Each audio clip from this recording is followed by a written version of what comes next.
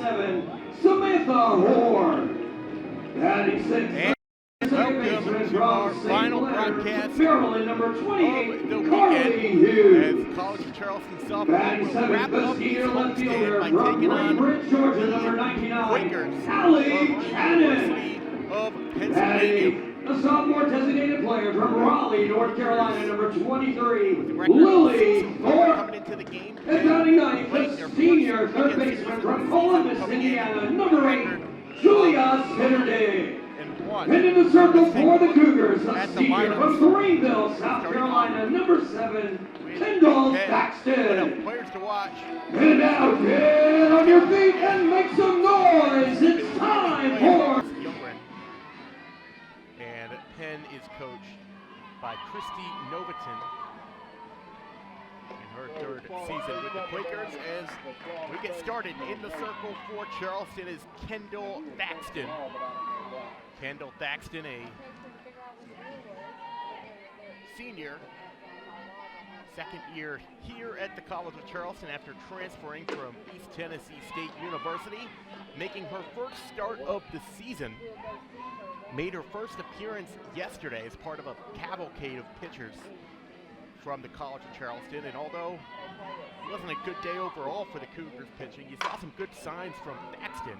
The couple of runs she did give up inherited were really bad luck. The Cougars hoping for a good start, but I'm sure they'll have more available in the pen as well. So for Penn, Jazz Johnson leads them off, a freshman from Altadena, California. Jazz hitting 3 for 9 so far this year. And that one is not going to get over the shortstop's head. Nice play by Ostie Miller. Record out number 1. The Cougars getting through the top of the first inning. The fielder number 18, Gigi Ganji. When they can do that, they've had success, but too often this year they've fallen behind early. But a good start for Thaxton. Now she'll have to deal with our player to watch, and a player who's definitely off to the best start for this Pennsylvania team, Gigi Ganji. Ganji, you saw the number, 6 for 14 this year, 3 home runs, 7 RBIs. She was also Penn's best player, or best hitter last year in what was not a great year for Penn. They went 3-35 last year. Hit .235 as a team, and what really hurt them was their pitching. They had an 8.31 team ERA. Now this year, a much different story. They're 3-1 to start the year, hitting a lot better, and their pitching is improving as well, coming off of a game against Charleston Southern where they only gave up 1 run. Ganji last year did have a good year, led the team with a .302 average, but the start to this year has just been even better. So far, 3-0 count. That one gets in there for strike 1.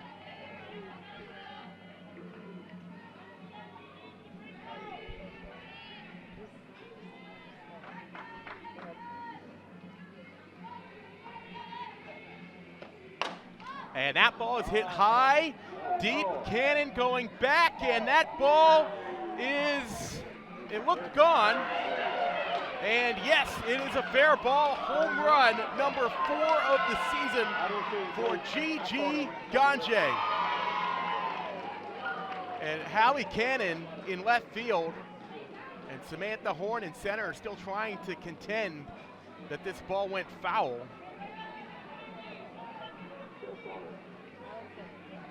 Definitely high, so it went way over the pole, no matter which way it went. Designated player number 10, Delaney Smith. Having to be objective, I think that probably was a fair ball.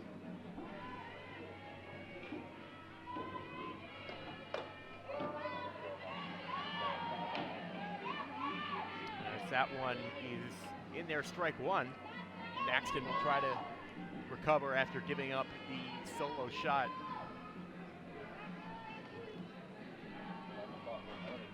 The 0-1 pitch is up and in to Delaney Smith. Well, Ganjé was our player to watch, but Delaney Smith is also off to an incredible start this season, a .733 on-base percentage. Delaney missed all of 2025 with an injury, so she is a huge addition this year to Penn to have her back, the senior from Lancaster, Pennsylvania. She's 6 for 10, does have a home run, 4 RBIs. But getting on base nearly 3/4 of the time, that is definitely what jumps out to you the most.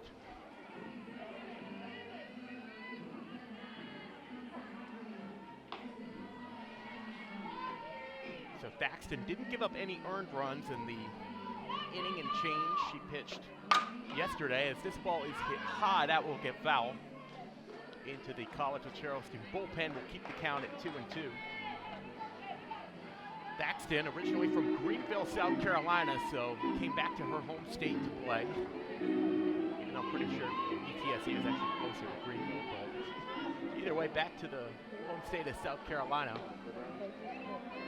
And she had a good year last year, a 4.16 ERA, a 5-3 record. 3 complete games as that one gets by Hughes and it's into right center field for a base hit. Gets to the track, but Smith is going to stop on first base. Nicely cut off. Samantha Horn getting her first start of the year in center field. Left fielder number Get the 16, first out, Peyton but Heisler. Penn's 2 best hitters this year continue their torrid starts. And now it'll be Peyton Heisler. Heisler just 2 for 14 to start this season, but does have 2 RBIs.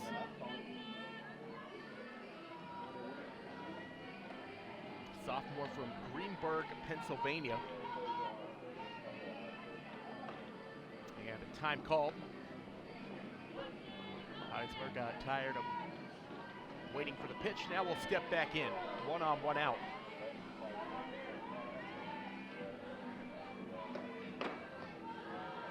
And doesn't get the call there.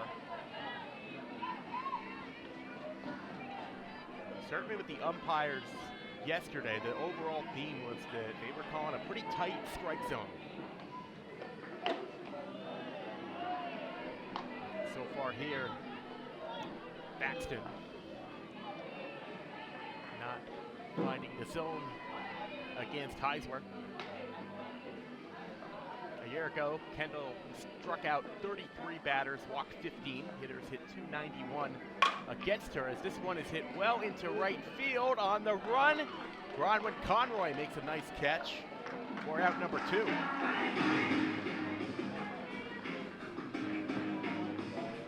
Right fielder number 19, Hannah Gravelly.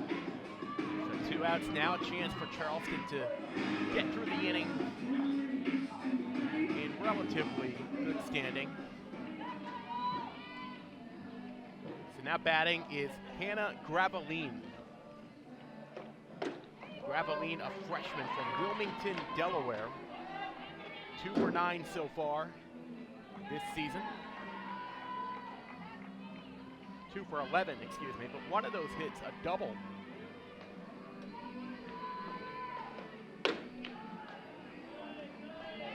Takes the ball and a strike.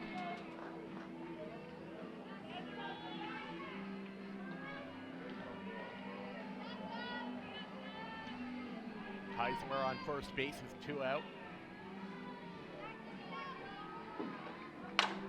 And that ball is hit, will bounce in right field.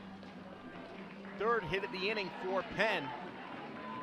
And they're threatening to extend this lead. The 2-out hit by First baseman number 7, Jade Montgomery. And that will bring up Jade Montgomery. So this year, Montgomery 2 for 9 with a double, a run batted in.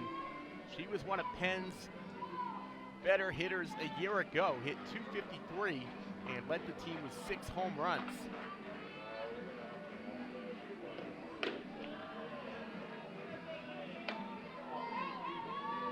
It's a Penn team that so far this year, they haven't run a lot, but they've relied on some big hits and big rallies. 1-0 pitch to Montgomery, a senior from Buford, Georgia. As that ball is going to go into right center field, it's going to drive in a run all the way back to the wall. Coming around third, it's going to be a 2-run double. The throw goes wild over third base, and now to the plate goes Montgomery. Safe. 3-run score on the play for Penn. It's a 4-0 lead for the Quakers. Worst case scenario for the Cougars in the first inning. What was definitely going to be a 2-run double turns into a little league home run, with Montgomery advancing on the throw home and then going to the plate after Langston's throw goes into left field. So it'll go down as a double and then an error, but functionally it acts as a 3-run home run, and it is 4-0 Pennsylvania. So Charleston does not get that clean first inning they're looking for, and they're going to have to come from behind once again.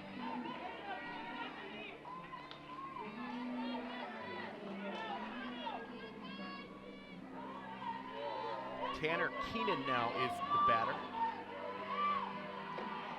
Freshman from Fort Lauderdale, Florida. Takes a few pitches, has a count of 3-1. Check that, 2-1.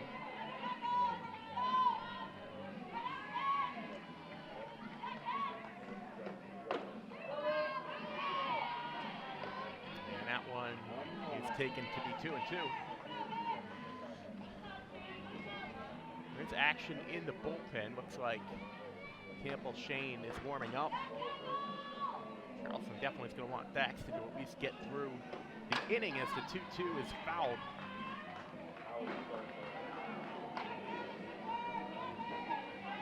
Quakers have been getting good contact on the bat so far in this first inning.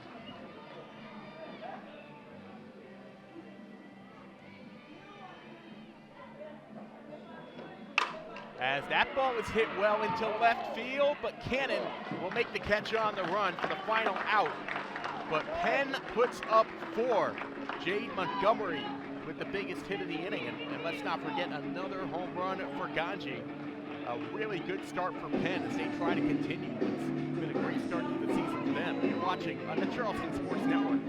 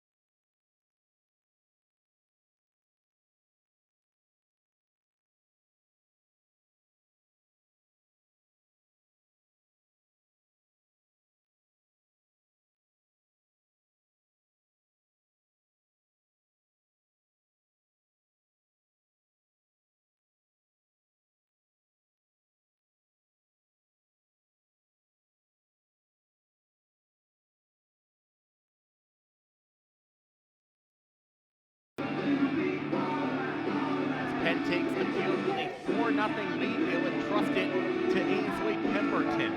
Pemberton, a sophomore from Rockwall, Texas, will face a quarter that's a little bit different. Maggie Marook has changed it up a little bit, trying to spark the offense. Top 3 still the same with Conroy Miller and Langston. Haley Seymour now batting cleanup. Samantha Horn getting the start in center. And you got Louis is your DP this game, making the start, hitting 8, and then Julia Sitterding still hitting 9. Ainsley Pemberton has made 1 start this year, and it only lasted for 2 innings, as she got in big trouble against Sacred Heart and was pulled. That was yesterday morning at Charleston Southern. Penn ended up coming back to win that game. They fell behind 7-0 As that ball stretched for but not caught. Heisler tried to make a catch on the run. As Bronwyn Conroy trying to lead things off for Charleston. What a season Bronwyn Conroy has had to start. The freshman from Marietta, Georgia is .444 with a .512 on base percentage to start her career, among the leaders in the country with 12 stolen bases. And that ball is hit hard. Having a chance at it was Keenan, but got through. A leadoff hit, yet another base hit as Bronwyn Conroy continues to get on base. The shortstop uniform, Austin Miller. To steal bases. She was caught for the first time yesterday.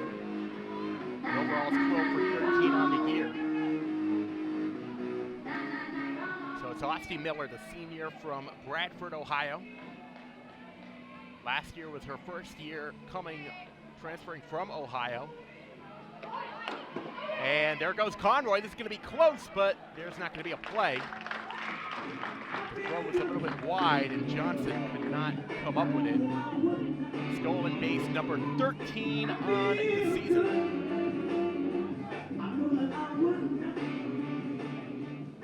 And this is just not only a great start, it is a historic level start for the College of Charleston in terms of stealing bases. In our 10th game of the season, and 13 for Conroy. Of course, she keeps getting on base to give herself chances to do that. So Pemberton, not great in her first start this year, but the offense picked her up. Last year, Pemberton really was the staff ace for them. And it was a tough year last year for Penn pitching. That is hit high. That should get out of play. Youngren gives it a quick look. Counts 1 and 2. Pemberton in 2025 made 24 appearances, 8 starts, had a 6.58 ERA, which actually led the team. 30 strikeouts led the team as well. That is in there, strike 3 call.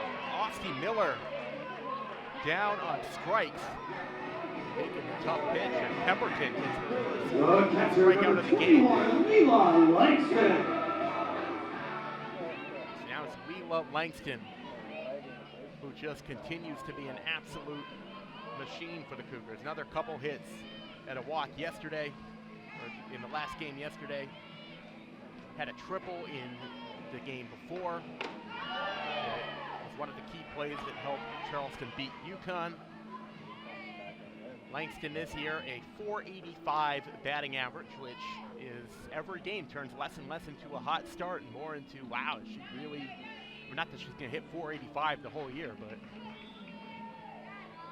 she hit nearly 400 in conference play last year. Ended up with a .301 average total in 2025, and that was after being under 200 going into March. It's been a completely different story this year with Langston, as she has torn up the start of the season.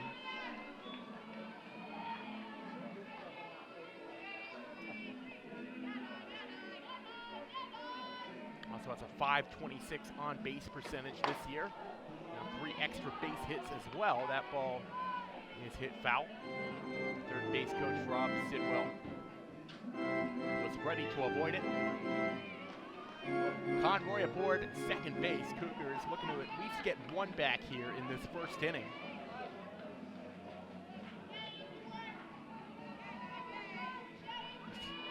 When you look at this pitcher, you know, by the numbers, she's hittable. As that ball gets away, and down to third. Down to third goes Conroy. Bronwyn Conroy with the good dirt ball read, and now Charleston a real good shot to get one back with the runner on third, although Langston 2 strikes on her. The 2-2. Swing and a miss, strike 3, back-to-back strikeouts. How about that for Pemberton? with a runner on third and one out, striking out First baseman number 2, the batting Haley average Seymour. of the Cougars. And it'll be up to Haley Seymour hitting cleanup this game to keep things going. Seymour has a .308 average this year, where she's really shined is her power. 4 homers, 12 RBI, 846 slugging. You saw the numbers at the start of the game all lead the team. And she will try to salvage something in this inning for the Cougars.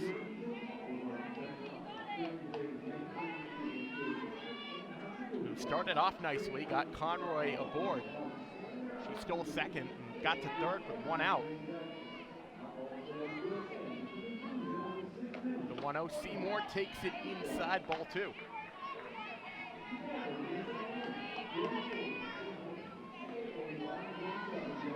Got Samantha Horn on deck, making her first start of the season.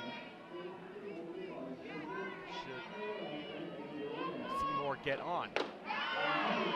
Takes pitch number 3. That one's down the middle, and the count's 2-1.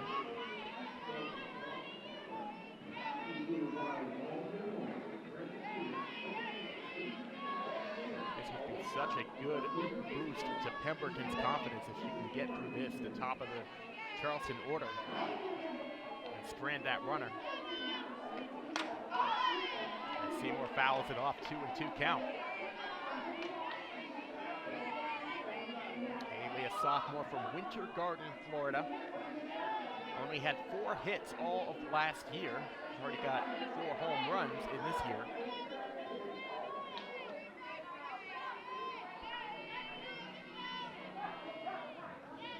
Trying to get a big one here, 2-2. Strike 3, what an inning. Pemberton recovers from the leadoff hit, stolen base, the wild pitch. Charleston gets nothing off of Pemberton in the first. It is 4-0 Penn after 1 here on the Charleston Sports Network.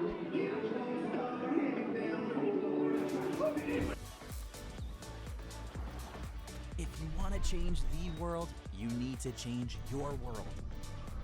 Breathtaking, wave-making, comfort zone crushing, adrenaline pumping, smile-inducing, community-building, thought-altering, horizon-broadening change. Today, that's enough. Tomorrow, who knows? College of Charleston. Extraordinary happens here.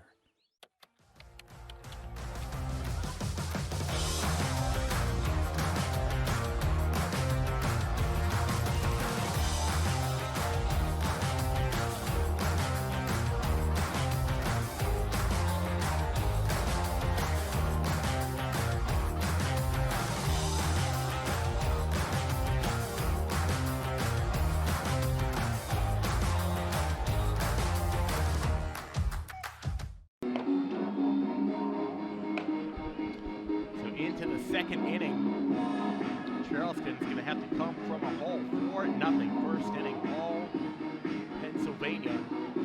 Kendall Thaxton after picking up 4 in the first, 3 of them earned. Ladies and gentlemen, your attention please. Now pitching for the Cougars, number 3, Campbell Shane.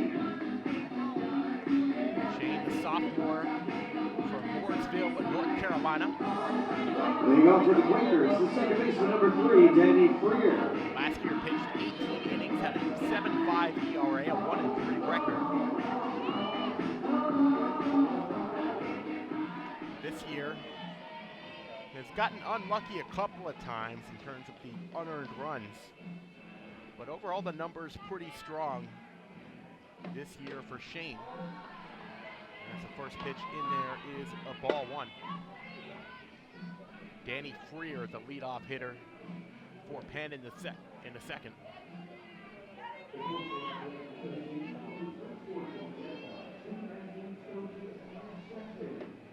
One and oh, that ball is in there for strike 1.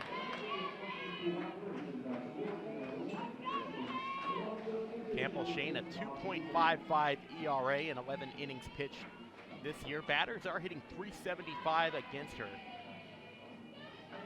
She's got 9 strikeouts, 6 walks.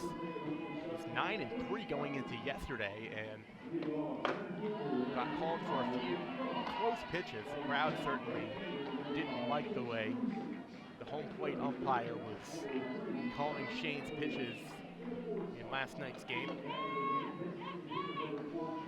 For now, she'll try to keep the Cougars in it. They've come back from this before. 2-1, that's a grounder, roller. Miller will get it, and double clutch throw to first, not in time. Kind of a slow roller that at first it looked like, you know, it wasn't, they weren't sure between Sitterding and Miller who would get that ball. The catcher, number 11, Alexis Youngren. And then Miller's throw too late. Leadoff runner aboard for Penn, their 5th hit of the ball game. And as they send it to the bottom of their order.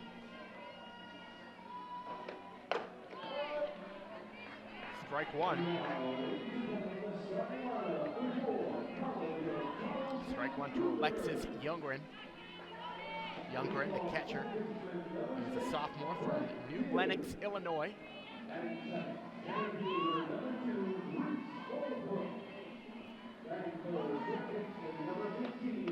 0-1 is taken at the knees. 1-1.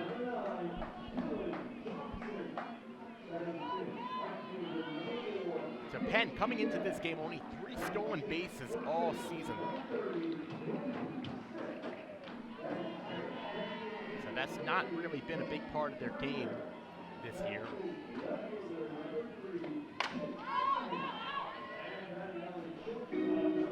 I mean, for Penn, this is just amazing. They have, you know, had a few down years. Last year won only 3 games the entire year. If they win today, that would top that for them. They already have 3 this year. That's a close bouncer, but just left to the third base bag. Foul ball.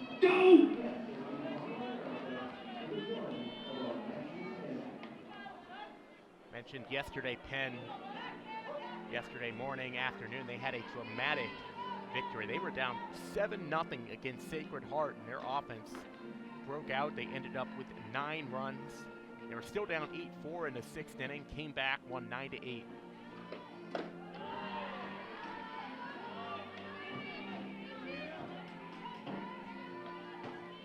then followed that up by defeating Charleston Southern 5-1, showing, hey, our pitching can win us some games as well, and our offense continues to be very steady.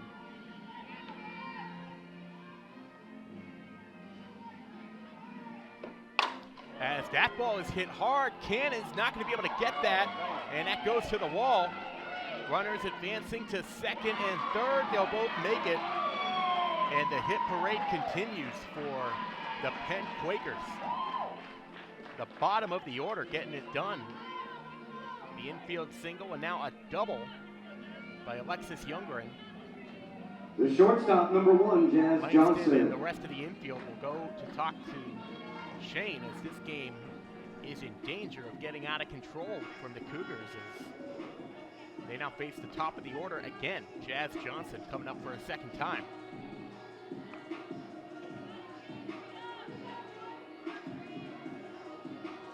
Youngren has been off to a good start this season at the plate, now 4 for 9.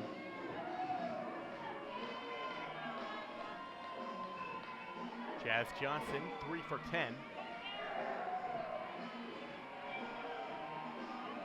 Freshman has been a solid leadoff hitter so far for Penn, and this one is going to be gotten by the shortstop, and the throw to first is again not in time.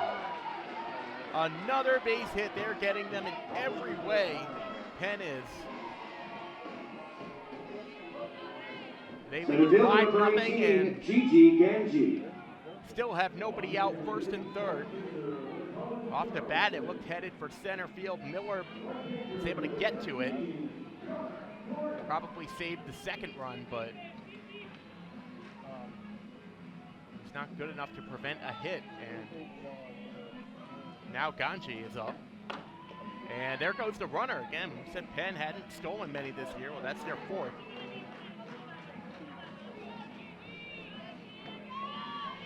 as Johnson, the leadoff hitter, gets a stolen base. And a chance to tack on.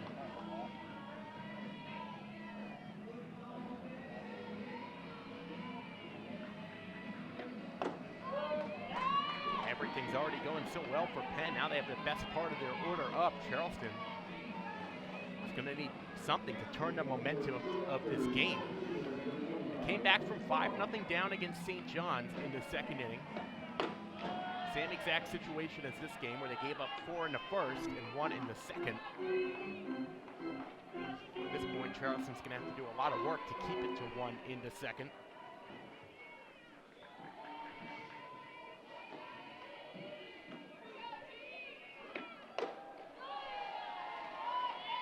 So it was Ganji who had the walk-off double to cap that epic comeback against Hart.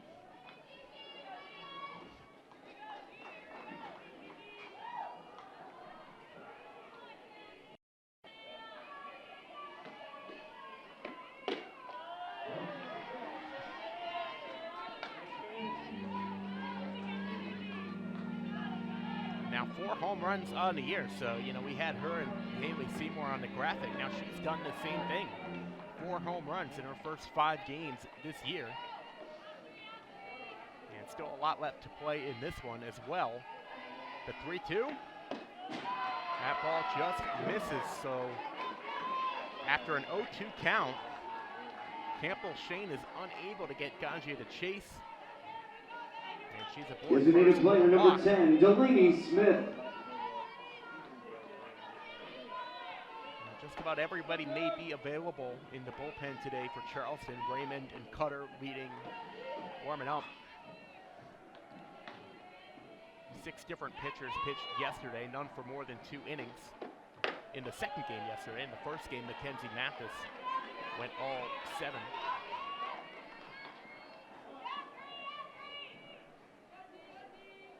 And now, here comes head coach Maggie Baroka out to talk to Shane.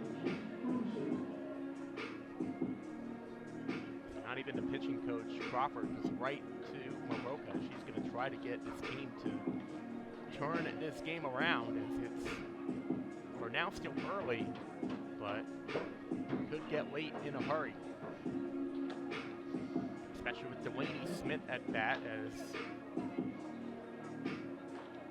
her start to the season has been just ridiculous. 15 plate appearances.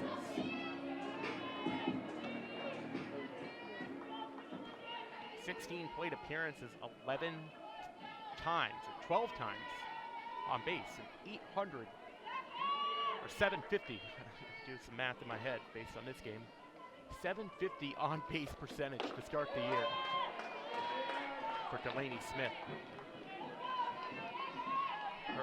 Her older sister, Lacey, is actually the single-season home runs record holder at the University of Virginia.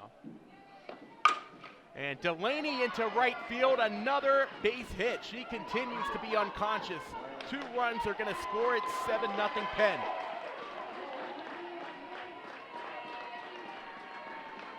Four in the first, and now 3 and counting in the second. 2-run score. Ganji gets to third. Charleston still yet to record an out in the second inning. All started with an infield single, and Penn took off from there.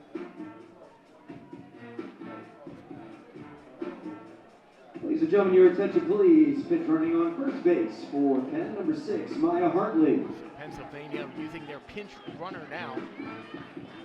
Now batting on the fielder, number 16, Peyton Heisler.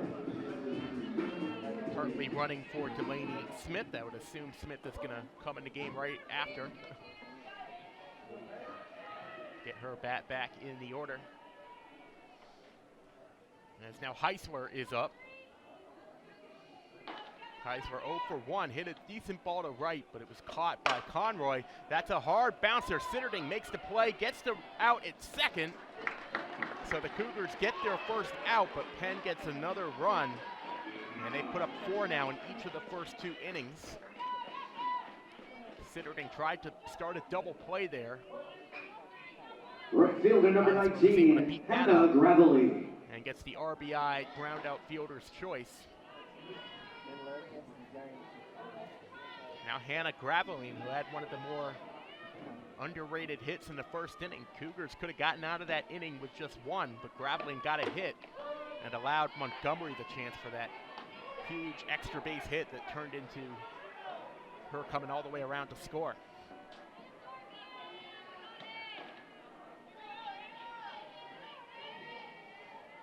Oh, 0-1 count to Graveline. That is just outside. So quite a few freshmen on this Penn team. It's a completely different looking lineup, just to trying to have this all-time turnaround season. They're off to some start doing that. And they're having their best game yet, at least through 1.5 innings in Charleston.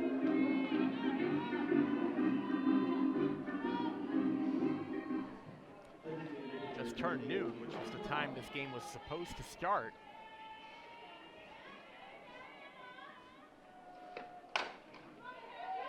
As this is again thrown to second. Out number 2. Sitterding gets the lead runner, and 2 out now as Jade Montgomery up. First baseman number 7, Jade Montgomery. Jade Montgomery.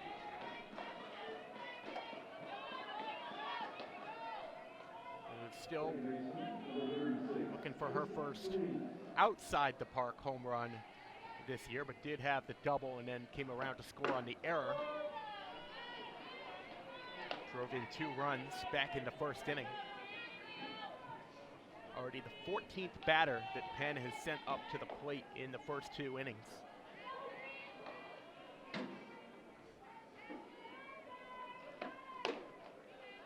Back to first, that's going to be actually pretty close. Back to the bag in time, Graveline gets, but not by a whole lot.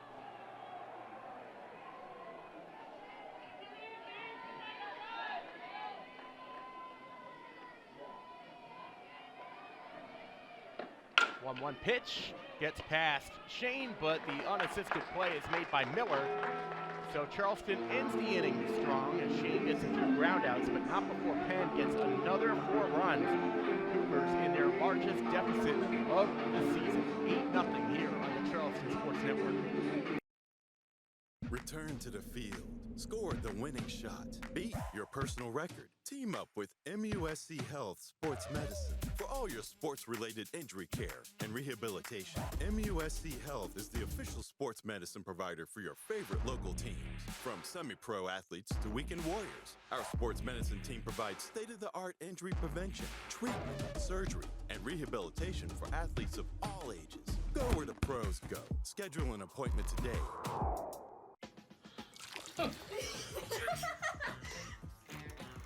At TD Bank, we see millions of transactions, but it's the humans behind them that matter most.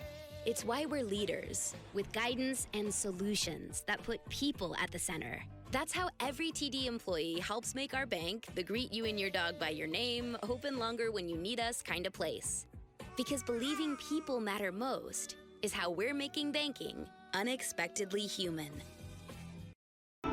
Ladies and gentlemen, leading off for the Cougars, Bottom of the second inning. fielder number 27, Samantha It has been Horn. all Penn so far. Charleston upcoming will go to Georgia Tech, Atlanta for the I-75 tournament.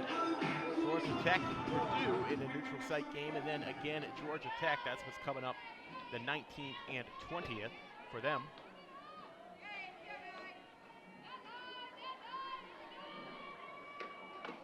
And Samantha Horn is going to take the first pitch for ball 1.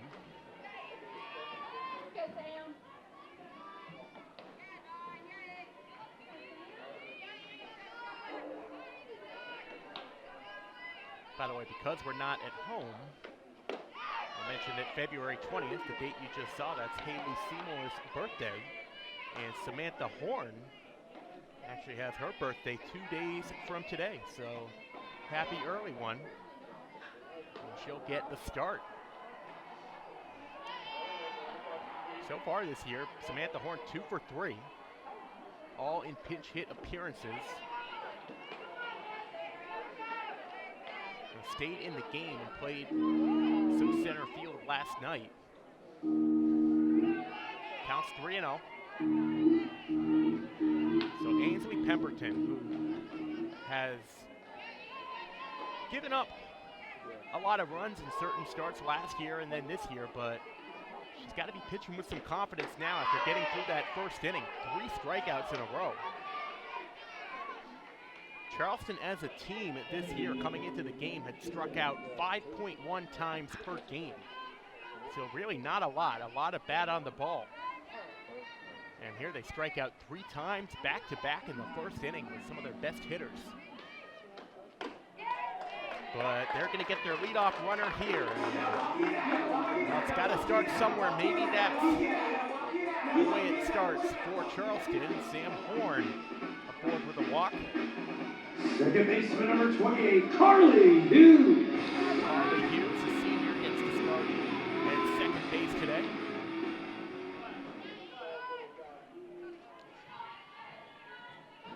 Sam Horn, the sophomore from Glen Allen, Virginia. Doesn't have a stolen base yet this year. That's lined to short. That's going to be a double play.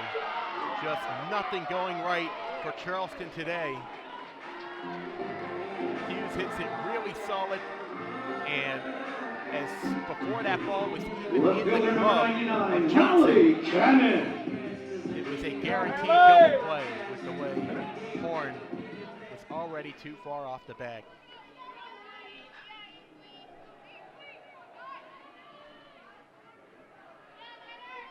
So from a promising start to now 2 out, nobody on. Hallie Cannon, who leads the Cougars in OPS this year, so the best combined on base and slugging percentage. Had a 3-hit game yesterday. He's hitting .423, .516 on base, .606 slugging.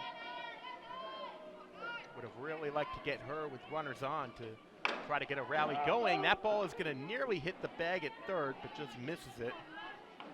Fouled off 1-1. Cannon, a senior from Bainbridge, Georgia. So far in 9 games, off to career highs in every offensive stat.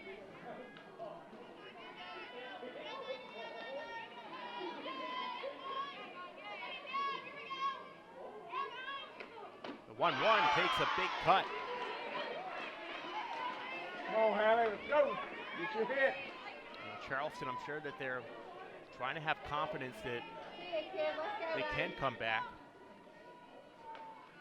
It's now Mackenzie Mathis, yesterday's starter, is also in the bullpen working for Charleston. This is going to be an unpredictable game for what Charleston will do in the circle. That ball finds the zone. What a pitch. Strike out again. Number 4 of the game. Pemberton and Penn off to a dream start. 8-0 after 2 here on the Charleston Sports Network.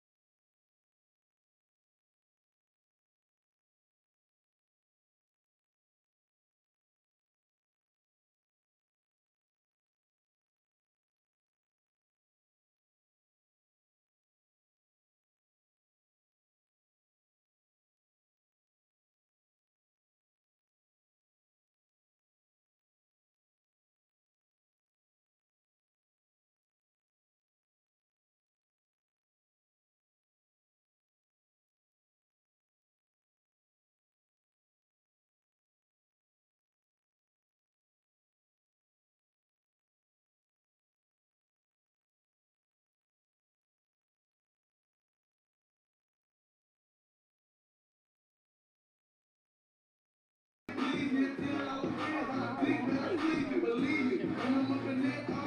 the third inning, and it's been all Penn in the first two.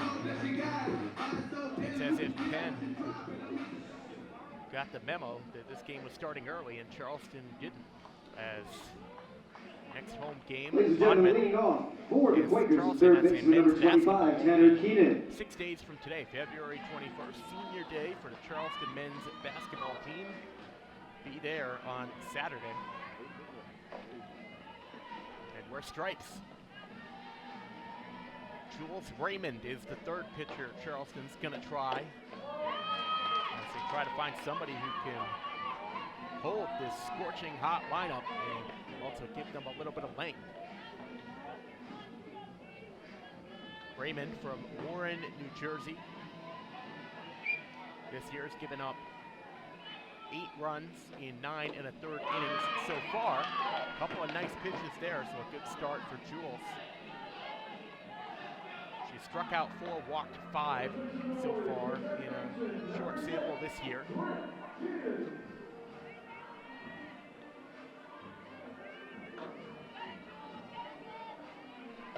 Tanner Keenan strikes out. First strikeout of the game field single that got the second inning rally started. Will now bat with 1 out. And she'll take a big cut, so Jules Raymond with some nice pitches early.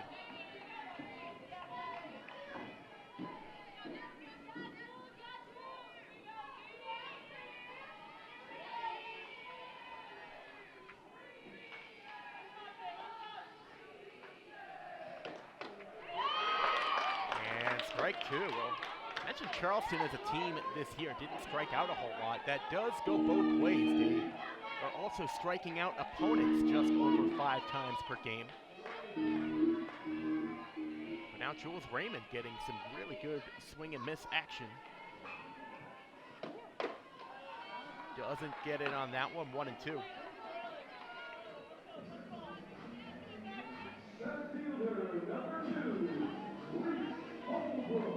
7 different Penn players have a base hit in this game. And that's going to be the second one for Danny Freer.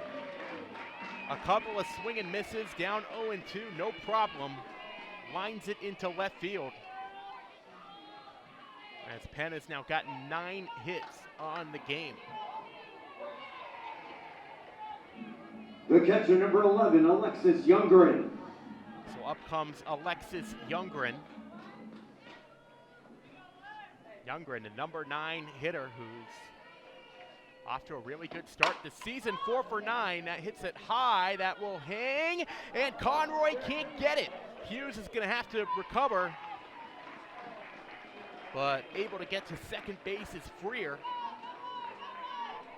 Well, Alexis Youngren didn't hit it nearly as well as she hit the last one, but everything's going right for Penn. That lands in the exact right spot. The shortstop, number 1, Jazz Johnson. Neither Hughes nor Conroy could get to it in time.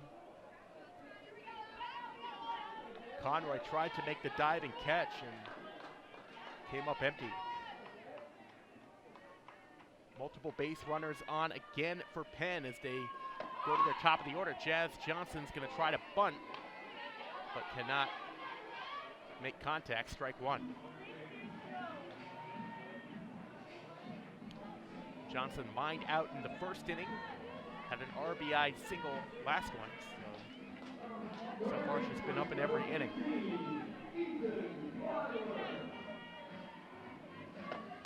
The 0-1 is fouled away.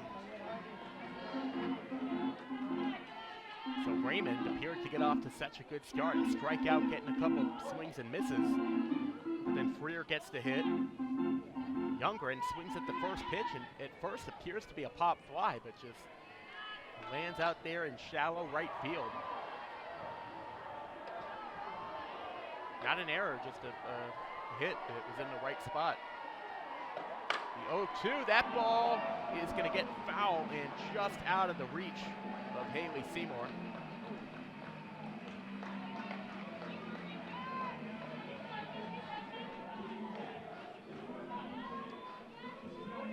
Jazz Johnson, one of a couple players from California on this team. The on-deck hitter, Gigi Ganje, is from California as well. A lot of variety. And kind of a late swing off the end of the bat. There's a double play chance. So Raymond made the catch. Her team was trying to tell her, go to first, try to get the double play. Seymour made a nice play to prevent that throw from sailing high. Number 18, Gigi Ganji. So can Charleston get their first scoreless inning of the game? To do so, they will have to get Gigi Ganji out.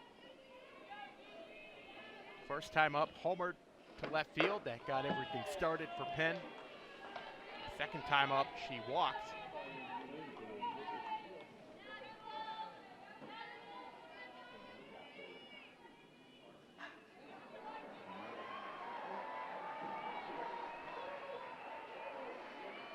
Ganji, who now has a 500 on-base percentage this season, so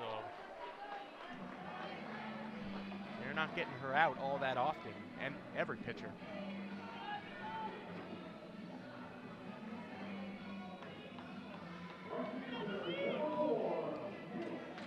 Penn and Charleston last played in 2018, and that game went the way it appears this one is going. Penn won that one 14-2. But still time left in this game for Charleston to turn it around. I think the one thing that could give Charleston hope is that last year Penn gave up more than 8 runs a game on average. So there's nothing saying you can't have a big scoring day. However, I think it's safe to say even with the small sample, this Penn team's a little different. And finally, the Cougars are able to retire Ganji. And Jules Raymond gets into a little trouble, pitches Charleston's first scoreless inning, which they really needed. Their offense will try to get going next here on the Charleston Sports Network. Fans never miss a moment. Hi, I'm Dr. Emily Darr. I played women's volleyball at College Charleston from 1997 to 2001. I am a physiatrist working at South Carolina Sports Medicine and Orthopedic Center in North Charleston. It's because of donors like you that I was able to attend the College of Charleston and continue my career in medical school and become a successful physician. Thank you to all the past donors, and for the future donors. Your generous donation will impact future student athletes like myself for years to come. Thank you. Our team is ready to welcome your team to Cambria Hotel Mount Pleasant. This property is only minutes from your local sports fields and historic Charleston. We provide oversized guest rooms with hardwood floors and upscale amenities. Enjoy a 24/7 marketplace, fitness center, laundry, and outdoor pool. Host team meetings in our boardroom or gather at our restaurant 17 North. Call 843-849-9677 to book today. Little luxuries, big difference. Cambria Hotel Mount Pleasant. Enter the bottom of the third inning. Penn, 8-0 lead. Don't miss the next women's basketball home game. You're 12-0 in the conference, 20-3 overall. Last night, Friday night rather, Charleston women's basketball picked up their 20th season. They'll try to win another one today when they play at Monmouth. That game starts at 2 on FloSoftball. They're playing 5 road games in a span of 6, which is kind of interesting. But they will be back home on February 27th against William and Mary, so don't miss that. So Lily Thorpe with her first at-bat of the game. Thorpe getting to start at DP. Lily's listed as a pitcher, but she can play both ways. Pitched a little bit yesterday. Does have one start as the DP this season and is 2 for 4 at the plate, including a double. Has a little bit of pop with the bat.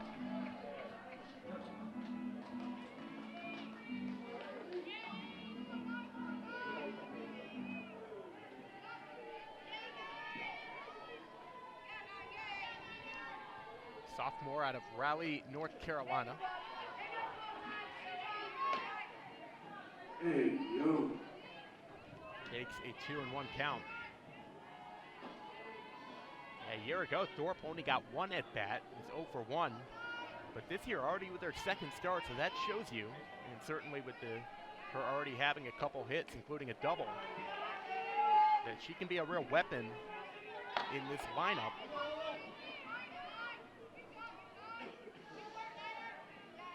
Even the leadoff base runners has been so important to Charleston all year, but even that, this game, has not been the case as they've led off the first 2 innings with a runner and done nothing else. Thorpe will try to, if Thorpe gets on, and the rest of the Cougars will try to change that.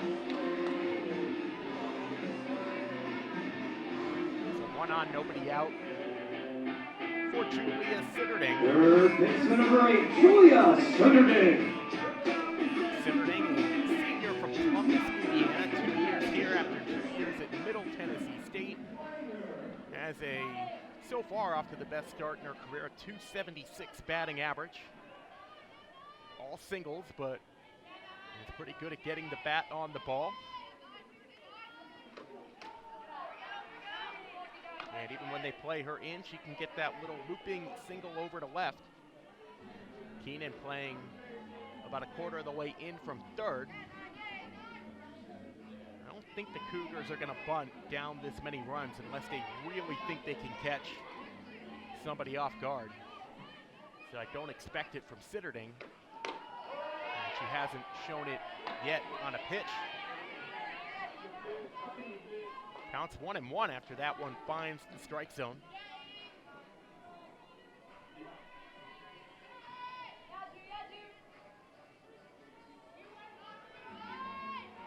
Sitterding steps back in at 1-1. The pitch is flied to shallow left, foul ground. Diving attempt comes up short by Heisler.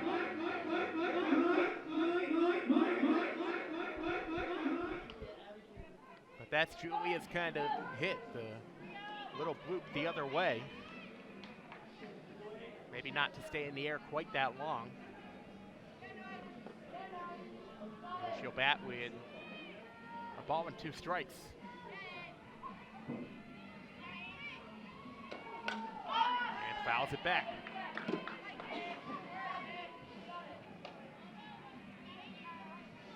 A year ago, Sitterding hit .221. But really, the bat on ball has been the big difference this year. She struck out 27 times last year, still none in this season. As she'll fly this one to right center, shallow, collected by Graveling. And 1 out for Penn.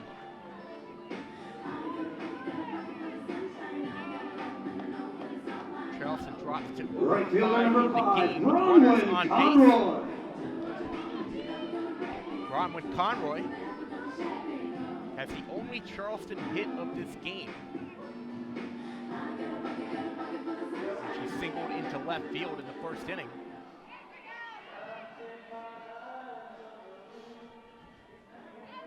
Penn, on the other hand, by the way, 6 for 12 with runners on base this game. That is why the score is what it is, as Conroy hits it hard and it goes off of the glove of Johnson.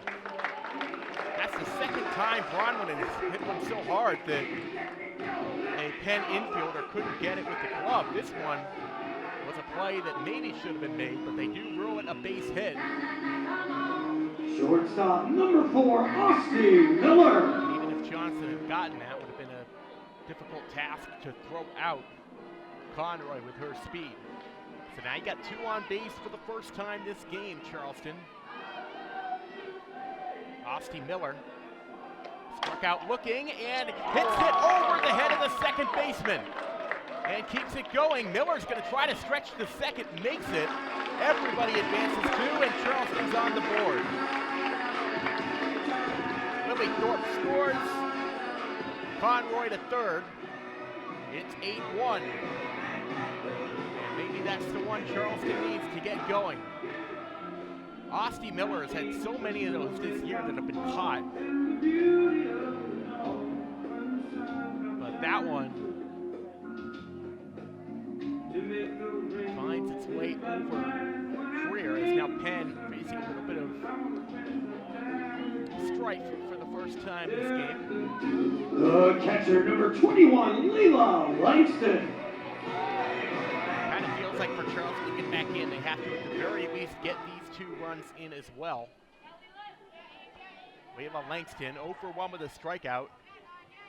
Trying to do that as well as keep her hitting streak to start the year alive. Hits it well into center. Conroy, oh, that's going to drop. And everybody is going to advance into second. On the throw goes Langston. The throw goes wild.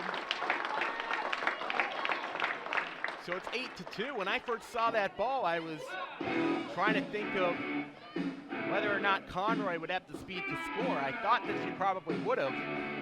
But Langston First gets baseman number 2, Haley Seymour. Gets the lucky landing. A base hit. So a couple plays this inning that are base hits, but maybe plays Penn should have made. And maybe they're starting to get a little nervous. Of course, because it is ruled a base hit, that puts Langston's historic hitting streak to 11 games to start the year. And we're going to have a pitching change. Penn is not going to mess around even with a big lead. Pitching for the Quakers, We'll be right number back 17, after a Kelly quick break. Zagira. The new Penn pitcher. Hey Daddy, why'd you decide to become a lawyer? Well, to help people, really.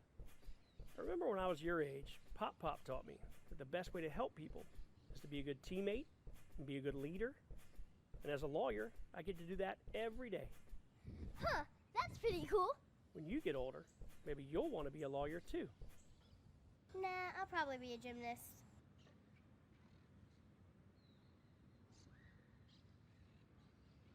It is not just a fragrance. It is a passion. This is Pocket Full of Sand. Hey, I think I'm in the wrong commercial. Wait, aren't you Andre? No, I'm Shane. Oh, you're supposed to be in a Bud Light commercial. Oh, that makes sense. If you're here, Andre is... Something is different about you, man.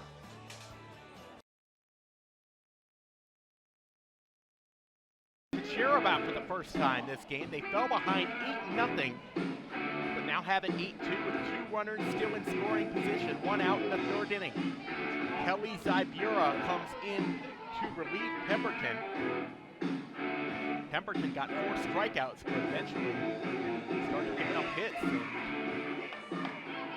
fielders weren't able to make the nice plays to get some of them. So Kelly Zagira, a 2.55 ERA this year. She is the one who started and pitched the complete game yesterday at Charleston Southern. So she's pitching in the 2nd straight game for Penn. Zaibura pitched great, giving up only 1 run, 7 hits. And that is going to be grounded to second. Seymour gets the run in. It's 8-3. 2 outs, Langston to third. So it's a 3-run inning for number 27, Samantha Horn. So they have done what they've needed to do, at least what I thought they needed to do, which is get those 2 runs in and get the score at 8-3. Can they get it even closer with Sam Horn? With a runner on third, 2 outs. Horn walked her first time up today.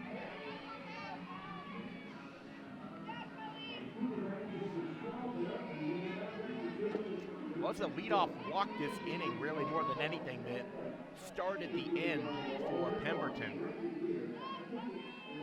And Charleston got the 3 hits in a row from the top 3 in the order.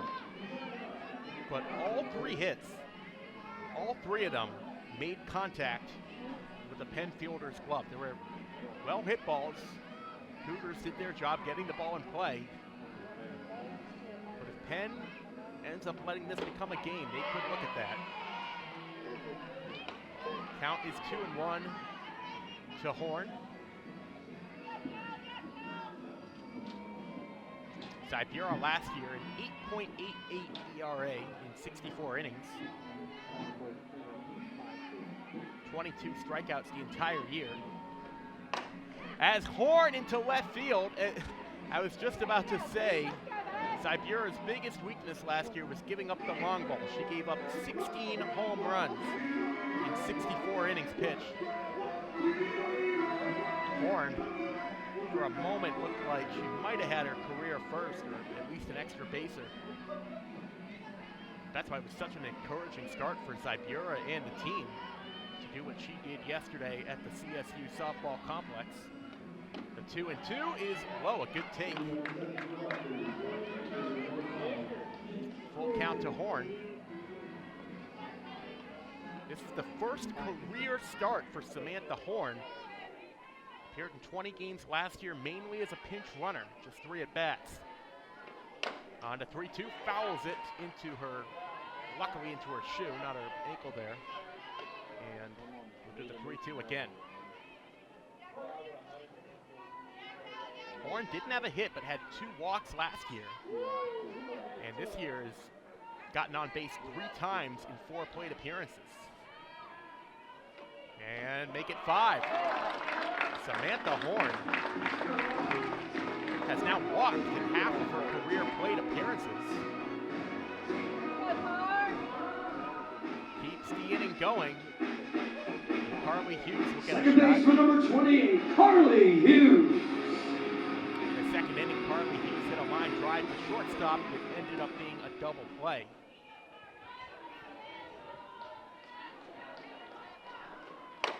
And she'll swing at the first pitch, a grounder foul. And we'll see if Horn will try to take second here to prevent the double play, or the force at second, not the double play, as there's already 2 outs. Zybura is a senior. She's from Scotts Valley, California. Another California coming over to the East Coast. As Hughes into right field, that's a base hit. That's going to get down, score 1. Horn is on the run, and initially, I think they wanted to wave her around, but she held up at third. And it's probably a good decision as Gravelin got that ball in pretty well, but Charleston keeps it going in the third. Carly Hughes, a huge 2-out double. It's 8-4. Left fielder number 99, Hallie Cannon.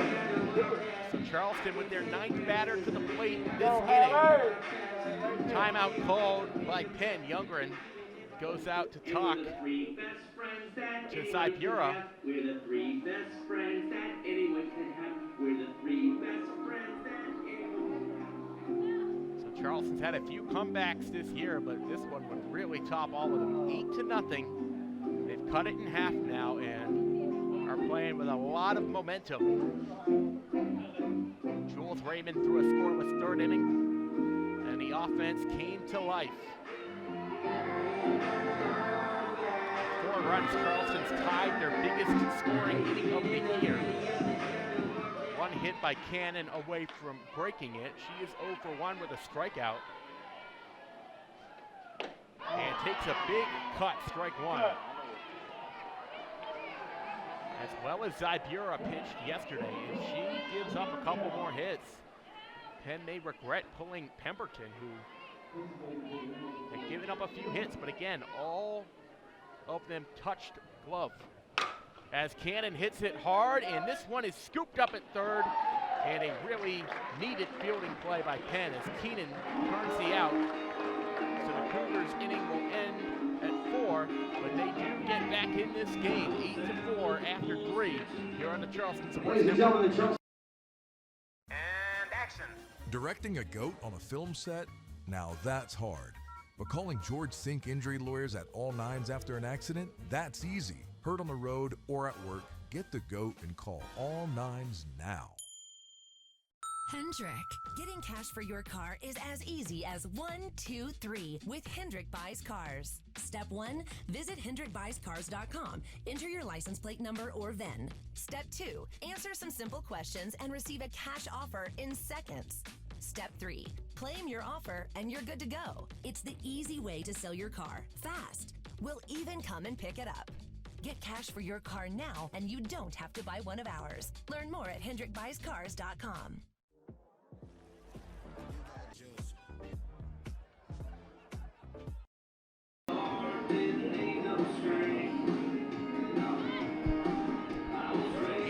top of the fourth inning. Well, now it's the important Leading off, part number of the 6, Maya comeback, Hartley. the underratedly important part, throwing up zeros.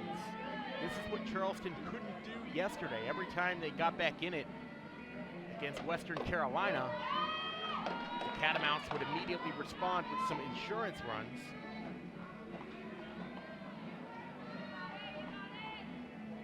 Jules Raymond fires in a strike. And well, I said something earlier in the game, which was kind of a throwaway comment, but I turned out to be completely wrong about. Maya Hartley has remained in the game for Delaney Smith. So I don't know if Delaney Smith was injured or if they pulled her thinking the game was decided, but either way, one of Penn's best hitters is not in the game and has been replaced now by Maya Hartley, junior outfielder from Plano, Texas. Takes a pitch 2-2. Hartley does not have a plate appearance this season.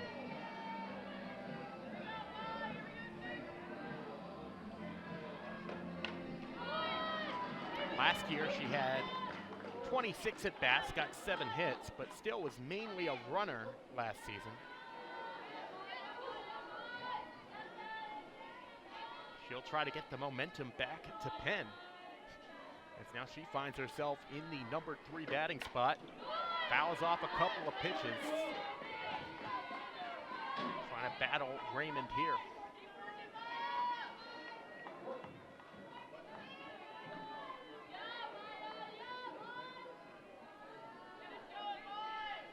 Two and 2 pitch coming.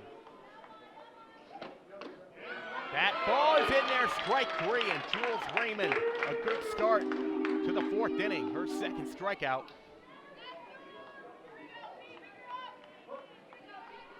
Left fielder number 16, Peyton Heisler. So Peyton Heisler now up. One of just 2 Penn starters who doesn't have a hit yet this game. 0 for 2, but did have an RBI ground out in the 2nd. Gets really fooled by this pitch and gulps after it. Strike 1.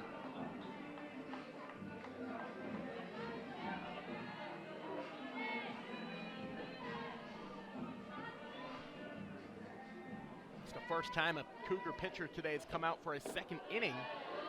And Jules Raymond doesn't get that call, but overall it's looked pretty good. Given up 2 hits, both singles, and struck out 2. Trying to get through her 2nd scoreless inning.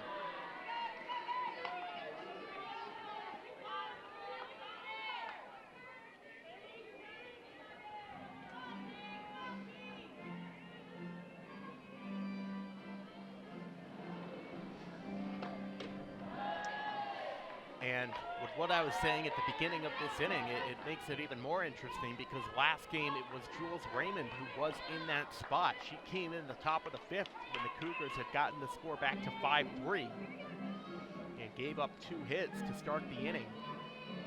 Western Carolina got the insurance. As on base now is Heisler with a walk. Right fielder number 19, Hannah Gravely. 4 straight and missed the strike zone, so Raymond will try to get it back under control.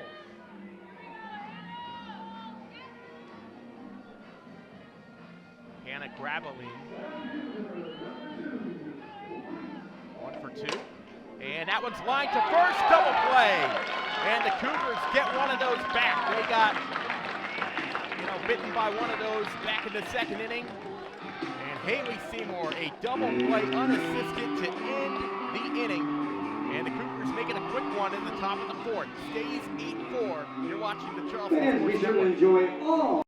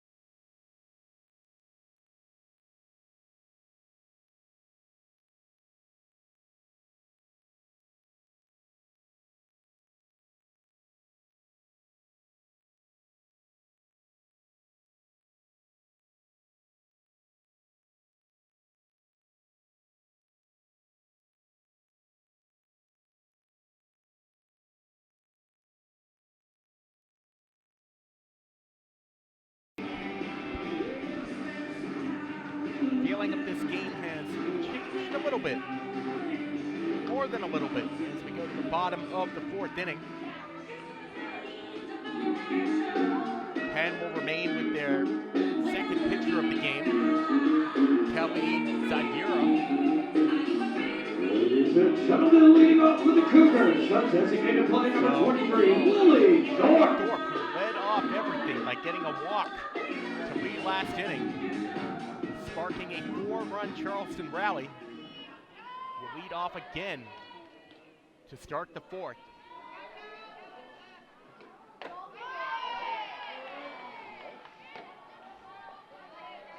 And just about 24 hours ago, Penn played a game where they were down 7-0 and ended up losing 9-8. They're hoping that this isn't the reverse of that, but certainly, you know, these games are not over. Charleston's come back already from a 4-0 and a 5-0 deficit this year to win games. As Thorpe takes a big cut there, misses for strike 2. So Lily Thorpe, 2 for 4 this season with a walk.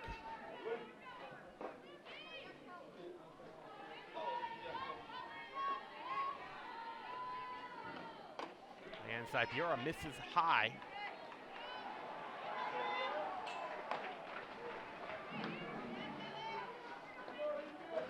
So Kelly Zybura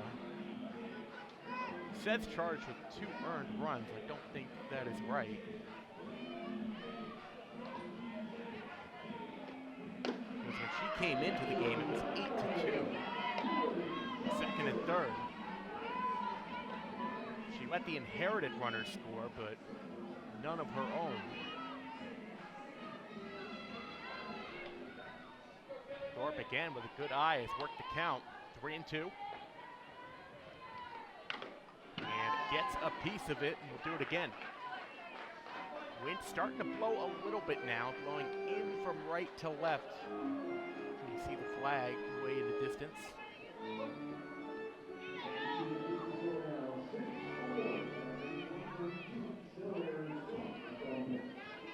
Thorpe has a double this year that she hit to the wall. She's shown a little bit of power. And kind of a check swing back right to the pitcher for 1 out.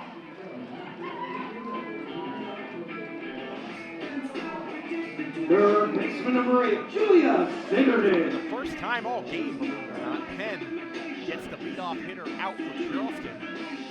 That's really what they needed as they try to establish control. Because they're still in a good spot with a 4-run lead. But the momentum feels like it's been on Charleston's side.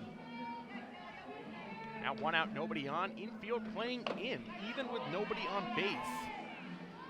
Still preparing for the potential of a bunt from Sitterding.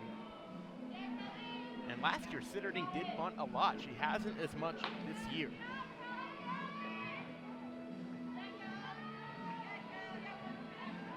She actually pulled one to the right side. To fly out last time up.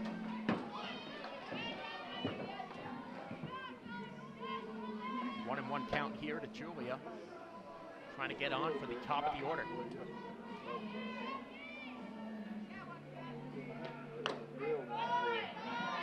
Charleston 5 hits in the game total, and hitters 1 through 3 have combined to go 4 for 6.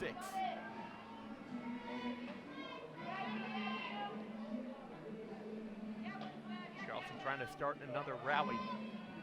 2-1 to Julia Sitterding, and she takes a big cut. And a pitch that was up high. It's 2-2.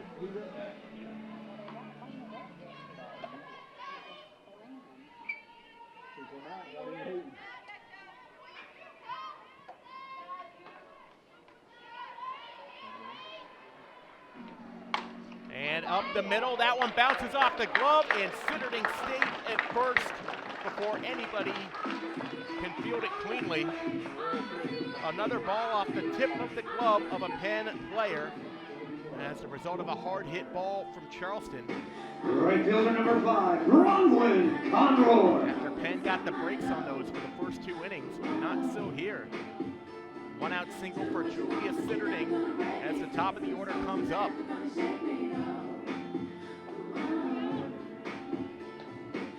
We got Keenan playing in at third base.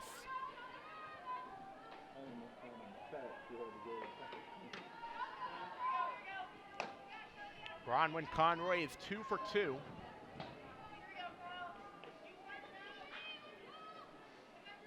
She really hasn't bunted much at all this year. But those ground balls to the left side, fielders have to play them in to even have a chance to throw her out, as this ball is going to get out of the reach of Heisler. Conroy's actually, she's shown a little bit of pop in the bat. Hasn't gotten one out there, but I think that she's capable of getting one down there to the wall, and with her speed, could turn into a double or triple.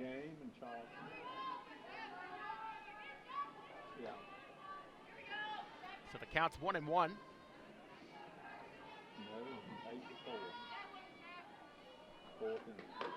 And there goes the runner, and Julia Sitterding makes it into second. She beat the tag, which was made without the ball anyway. First, it didn't look like she got the best jump, but the throw was a little slow and off, and then the tag wasn't applied perfectly either.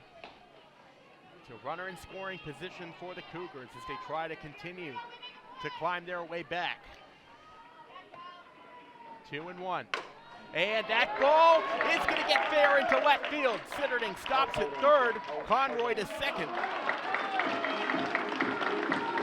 So there is the line drive into left field. Even with Heisler playing in, she could only play it on a hop. Did a good job of Shortstop number 4, getting in that corner. Austin Miller. But still, Bronwyn ends up on second as the throw comes into third to stop Sitterding. Second and third, 1 out to Austin Miller. And that is down and away. And it was Miller who really got the comeback started. A couple of base runners, and Miller drove in the first run of the game. 1 for 2 today. Another RBI chance. Back up the middle, gets through, base hit. 1 run is in. Here comes Conroy. Play at the plate, see. Austin Miller ends up at second. It is 8-6. The Cougars get 2 more back. Oh, it looked like Bronwyn Conroy was going to be hung to dry at the plate, but somehow got around the tag. Another great hit by Austin Miller. The throw was pretty good. I guess the tag must have missed her. I was expecting her to be called out, so it misses her there. Yeah, they ruled it. Youngren did not. I think that's what they ruled. Youngren never actually touched Conroy with the tag. Penn will go to pitcher number 3 as they try to hang on. Here in the bottom of the 4th, you're watching on the Charleston Sports Network. What's with all the goats? GOAT. George's outstanding attorney team. After you've been injured in a car crash, call George Sink Injury Lawyers and get the GOAT on your side. Hurt? Call all 9s now. Need Charleston's plumbing experts? Call Charlie. Charlestown Plumbing is the Low Country's only in-house full-service plumbing company. That's why you can trust Charlie for projects from leaky faucets to pipelining services. Plumbing emergency? No need to worry. You can call Charlie 24/7. When you call Charlie, you're guaranteed next-level professionalism with a splash of Southern charm. Call Charlie for swift, smooth, and reliable service today.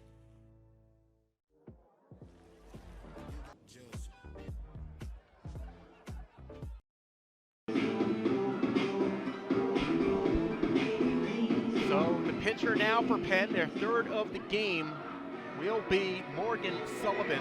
You don't want try to get Penn the momentum back. This is the game that Penn led 8-0. But 4 in the third, 2 in the Now fourth. batting the Charleston's catcher, gotten it number back 21, to 6. Leela Langston. Leela Langston will be the batter. So we talked about for comebacks needing to a pitcher to kind of stop the other team's momentum, and that is what this pitcher Morgan Sullivan did in that comeback against Sacred Heart. Only appearance this year. 5 innings of relief, only gave up 1 run. That allowed Penn to make the comeback as there goes Miller down to third, the dirt ball read. And she's in prime position to score another run for Charleston. It is a different situation that Sullivan comes in with the team trying to protect a lead rather than trying to come back and feeling like they really don't have the momentum. Also facing the player with the highest batting average on the team to start. And so far has not given her anything close to hit, 2-0.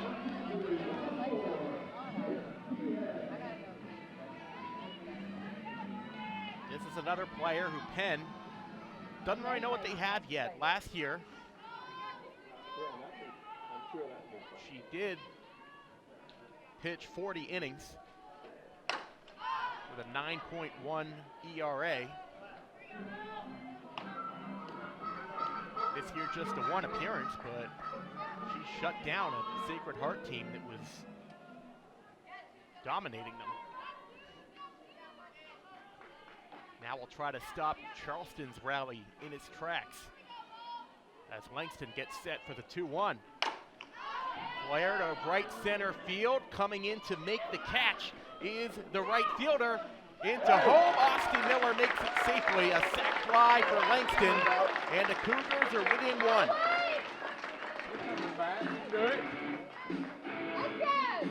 So Leela Langston, another RBI First baseman number 2, Haley Seymour. And Charleston is just 1 run away from tying the game. And Haley Seymour is up.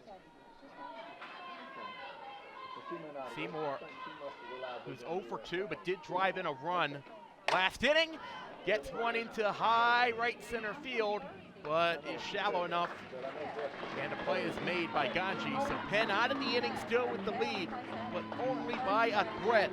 It's 8-7 after 4 in a wild one in Charleston. Fans, are you in need of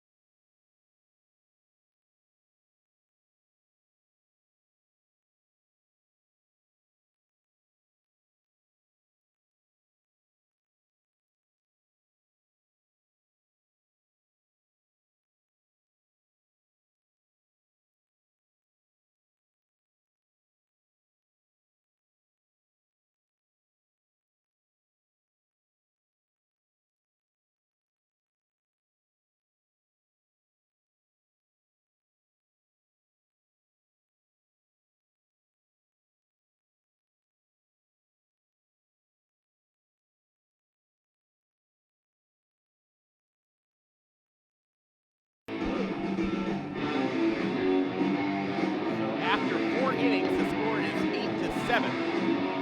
You know, we've already had a lot of action here, but if you're just tuning in now, Penn got off to an 8-0 lead. Charleston scored the last 7. Feeling like a winner. Jade Montgomery. Be sure to join our 50-50 raffle that will go through the month of February by scanning the QR code or by visiting CharlestonCougars5050.com. Jules Raymond out for her 3rd inning, and that ball is caught. What a play by Sitterding. A bullet off of the bat of Jade Montgomery. And Julia Sitterding makes the catch in the air. Number 25, Tanner Keenan. Charleston, last few innings, every part of their game has been on. Pitching, fielding, hitting to try to make this monumental comeback. Which is still not complete yet. Got to continue to hold Penn. We've seen that they're capable of scoring, I mean, seemingly at will the first 2 innings. They had 8 hits and 8 runs in the first 2. Tanner Keenan is the only Penn player who hasn't gotten on base, and now Will as the hard bouncer. This one Sitterton can't get. So a couple of hard hit balls to the left side. Julia Sitterton able to make the play on one of them, but not that one. Second baseman number 3, Danny Freer. So down to the bottom of the order, which is not a bad thing for Penn when this game, their 8 and 9 hitters have combined to go 4 for 4. Danny Freer got a base hit into left field off of Raymond, who's now gone around the order herself one time. That was the second time she faced Keenan. Now second time against Danny Freer. Freer is a senior from East Greenville, Pennsylvania. 1-0, that one's grounded to the left side, but foul.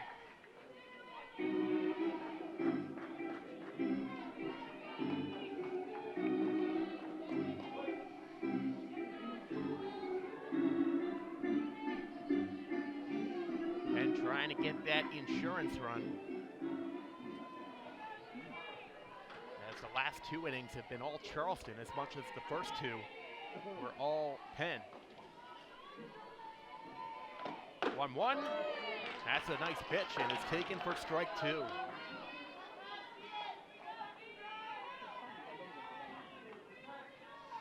Freer coming into this game was 0 for 4 on the year in 2 starts.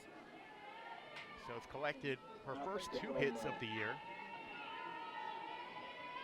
Last year hit just 163.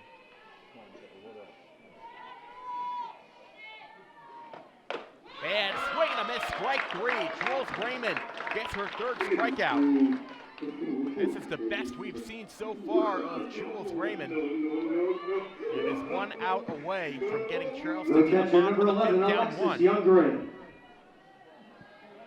But they're going to have to get another player who, again, last year for Penn, Alexis Youngren, the numbers don't jump out at you, 207. But this year she has been red hot to start the year at the plate.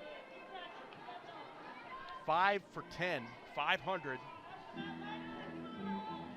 And got her first double of the year back in the 2nd inning of this game. Trying to keep things going with 2 outs for Penn. Get it back to their top of the order. Takes a pair of pitches, that ball rising up above the strike zone, 2-0.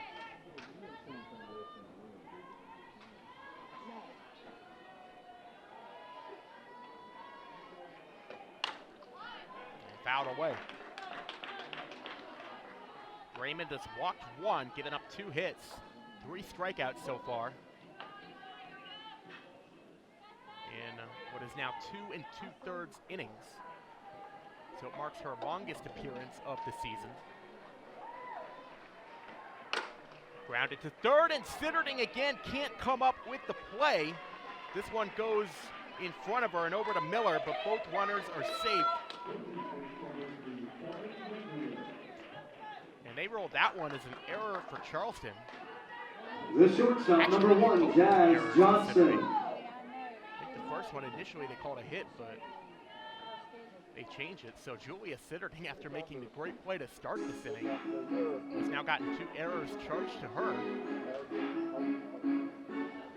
And because of that, Penn has 2 runners on base. You have to force out at any base now, so there's another ground ball over there. You can pick it up, tag 3rd. But now you are back to the top of the Penn batting order. Jazz Johnson had an RBI single in the 2nd, a line out and a pop out. 4 for 12 now to begin her freshman campaign. Looking to deliver a huge hit that would turn back the momentum of this game in the Quakers' favor. The 0-1 pitch. And that is a really nice pitch that gets in there completely nothing to do with that for Johnson. 0-2 count.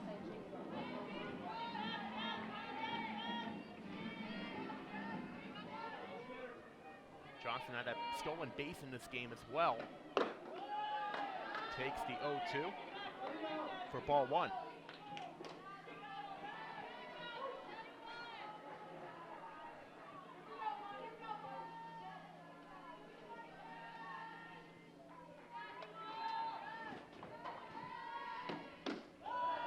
And another good take.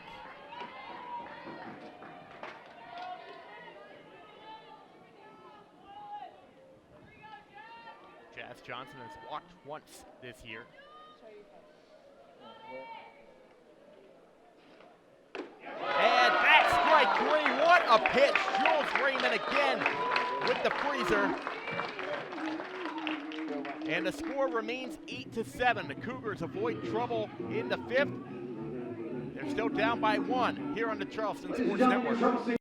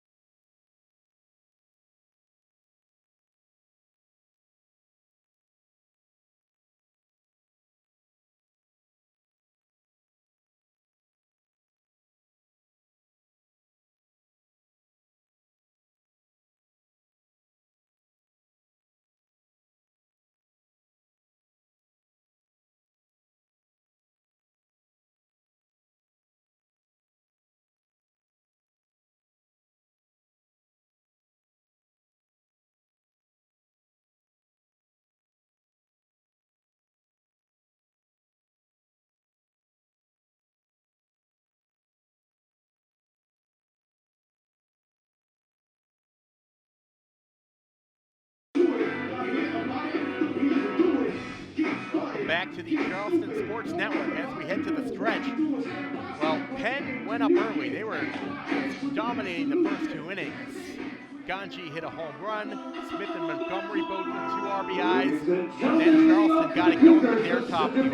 6 hits from the top 4 hitters. Jules Raymond has been the answer Charleston has needed in pitcher. 3 innings, no runs, 4 strikeouts. But for Penn is the answer they need in the form of Morgan Sullivan. He did a good job coming in, facing the heart of Charleston's order, getting 2 routine fly balls. One of them was for a sac fly, but overall, Morgan Sullivan did her job last inning. Can she do it starting the 5th? Samantha Horn, who has been an underrated part of the Cougars lineup today in her first career start.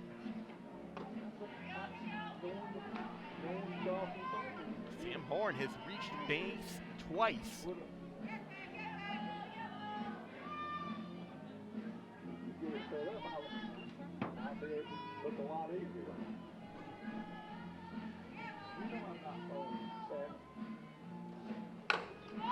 And Horn is going to hit this one high and short, caught it first by Montgomery, 1 out. Now Carly Hughes. Second baseman number 28, Carly Hughes. Carly Hughes, last time up, had her first double of the season. This time bats with nobody on, 1 out. But this is where the Cougars started their rally last inning, ended up with 3 runs, even without getting the leadoff hitter aboard. Carly Hughes, 1-0.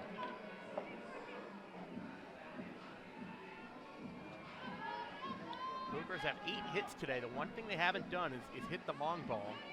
It's a Penn team that gave up 44 home runs last year. 1-1 count to Carly.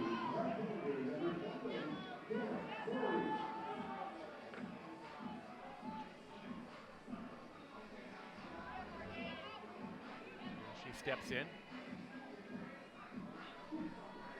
Outfield playing a little back. Wind a little bit stronger right to left, as that's another nice pitch. So Morgan Sullivan has come in and retired the first 3 she's faced. Sullivan, who had an ERA of nearly 10 a year ago, and it's been great to start this year.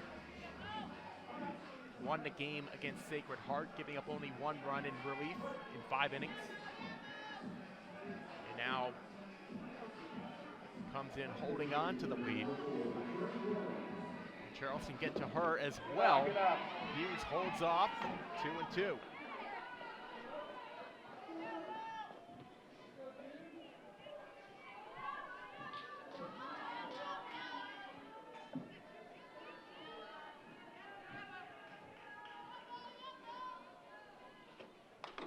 And able to get a tiny piece of that one to stay alive. Count remains at 2-2. Hughes last year hit .241 with a .328 on base percentage.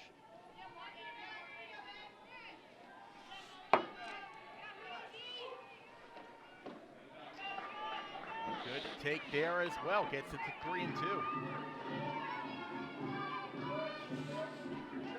The senior is playing in her 134th game for the College of Charleston. Had nearly 400 plate appearances. The 3-2. That one is hurled to third and bobbled by Keenan. And Carly Hughes is going to reach base safely. Penn has made a few not perfect plays in the field. That's going to be the first one that's actually going to be charged an error. Left fielder number 99, Hallie Cannon. That one was almost too smooth of a roller, and Keaton couldn't come up with it.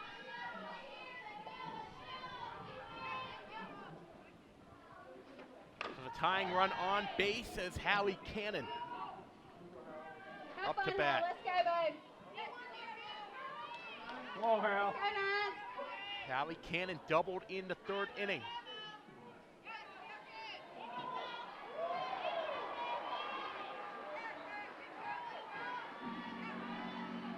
No, it was Hughes who doubled in the 3rd. Cannon actually over 2 in this game. After getting 3 hits a game ago. Cannon struck out looking and grounded out to 3rd. One deep drive by her could tie this game to the wall. She'll go bat with the count 0-2. Ball up high, and Hughes is going to go after the ball pops out of the glove of the catcher, Youngren. Hughes had a good jump, and right as she was about to go back to first, changed her mind when she saw the ball pop behind the catcher. The tying runs in scoring position for the Cougars. Incredible, as they were once down 8-0. That ball, Youngren has a little bit trouble getting to it as well, but does this time. Counts 2-2.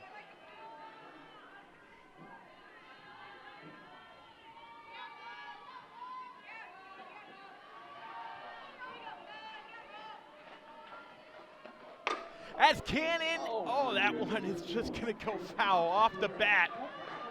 And even still, it's still rolling now down in the practice area. But that one had home run written on it off the bat, just pulled a little bit foul. Cougars been hitting the ball well. Will they get a home run eventually and break their few game drought? Cannon almost just did it. Takes the next pitch, counts full. Pitcher Sullivan still hasn't given up any legitimate base runners, just the error.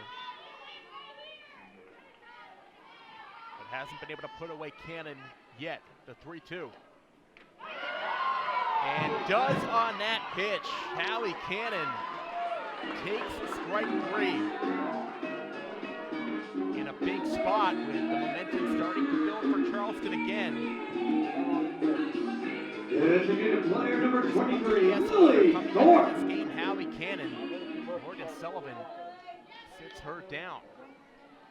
So it'll be Lily Thorpe now with 2 out, runner on second. She popped out to the pitcher her last time up. And walked to lead off the third inning. Had 2 hits in her last start and drove in a run. To drive in a very important run now. As Thorpe, that's going to go foul, but will get out of the range of anybody. Counts 1-1, or 0-2. Bit of a, well, it's 0-2 now. That's the first strikeout of the game, that last one for Morgan Sullivan. As Thorpe nearly got hit by that pitch. That one got close to the knees. She ends up taking ball 1.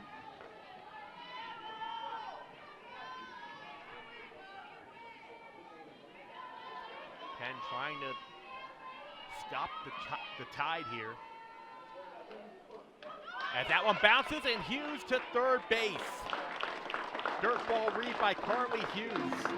And with her speed, first 2 years of her career, Carly Hughes led the Cougars in stolen bases with 14 and 13.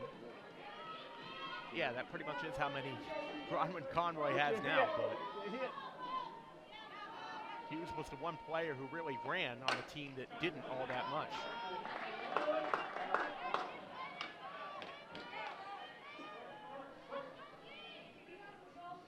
And now a little bit of pressure for Sullivan. One more ball in the dirt gets far enough away, and we'll have a tie game.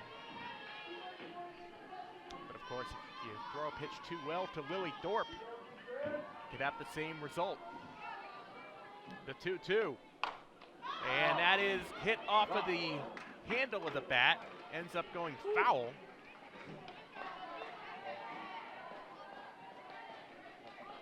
So we'll do the 2-2 pitch again. Lily Thorpe only had a single at bat a year ago. But I saw her hitting this year in practice and in scrimmages. She looked good. Holds up there, 3-2. Sullivan hasn't given up a base runner charge to her yet, but they've made her throw a lot of pitches and work hard to get through this 5th inning.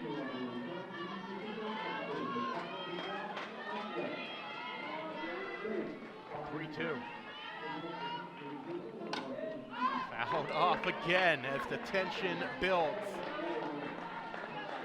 Charleston 60 feet away from tying a game that they once trailed 8-0 in.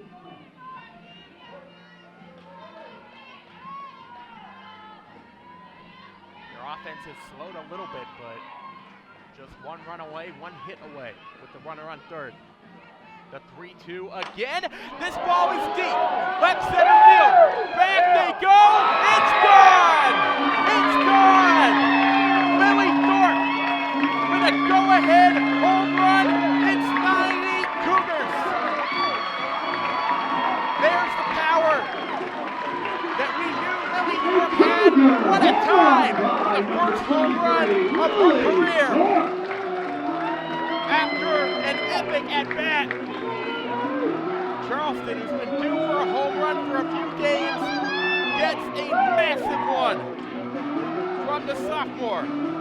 The biggest hit of her career, and Charleston leads 9-8.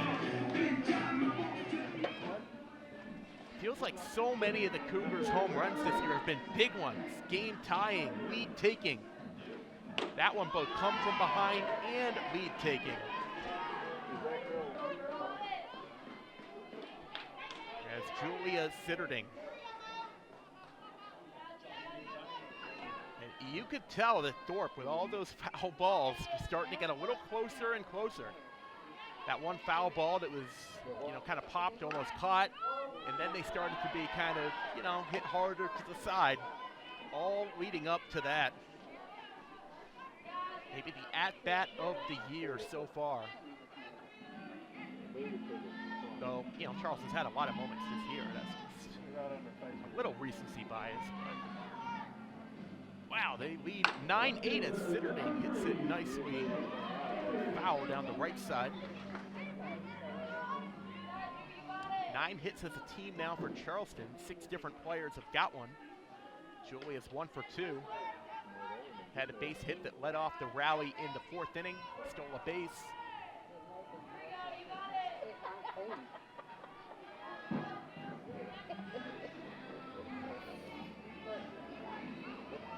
Trying to keep it going with 2 outs here. Get it back to the top, and she swings, but as that ball gets away from the catcher, Penn gonna have to make the play to first, and they do for the final out. So the inning, Charleston only gets 1 hit, but it's a big one, and it flips the game completely. 9-8 Charleston after the epic home run. You're watching on the Charleston Sports Network.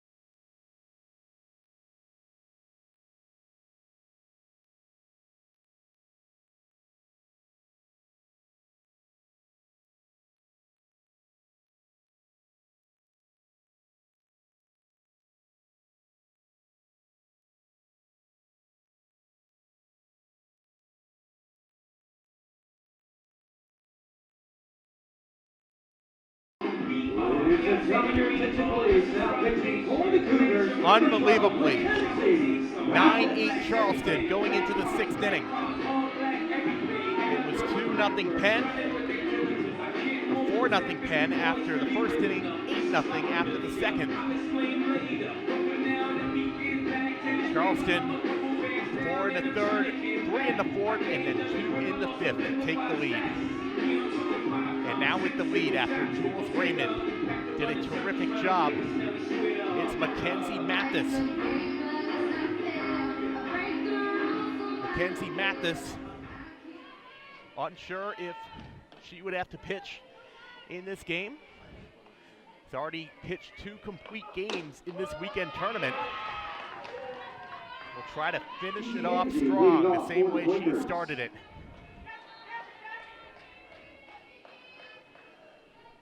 Mackenzie Mathis has a record of 3-0 this year. So far, her number's even better than her breakout freshman season. As grounded over to the right side, over to first, 1 out. And a good start for Mathis. Penn had the player they wanted in the order in Ganji. And okay, now for Penn, number 10, Delaney Smith. They do insert Delaney Smith back in the game. So Maya Hartley pinch ran, stayed in the game to bat once.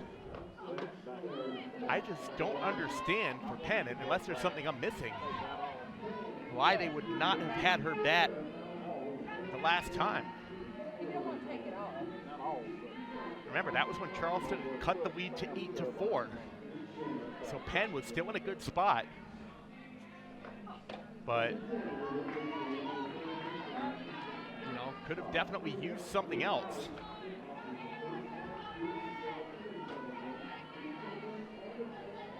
And the player who hit for her, Maya Hartley, ended up striking out to lead off the 4th inning.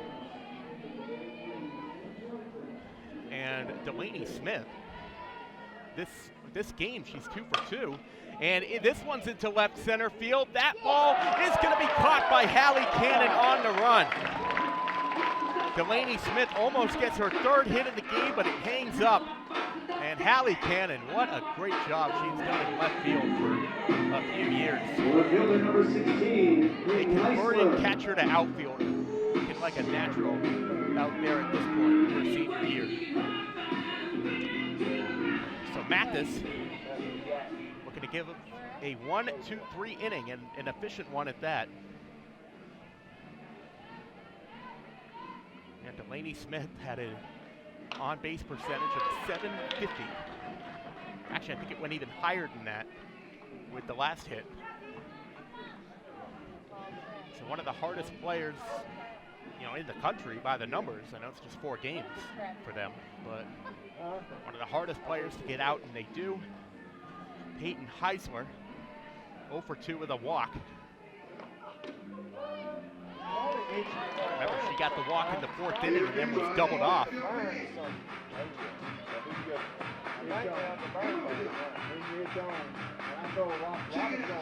Mathis deliver a 1-2-3 inning.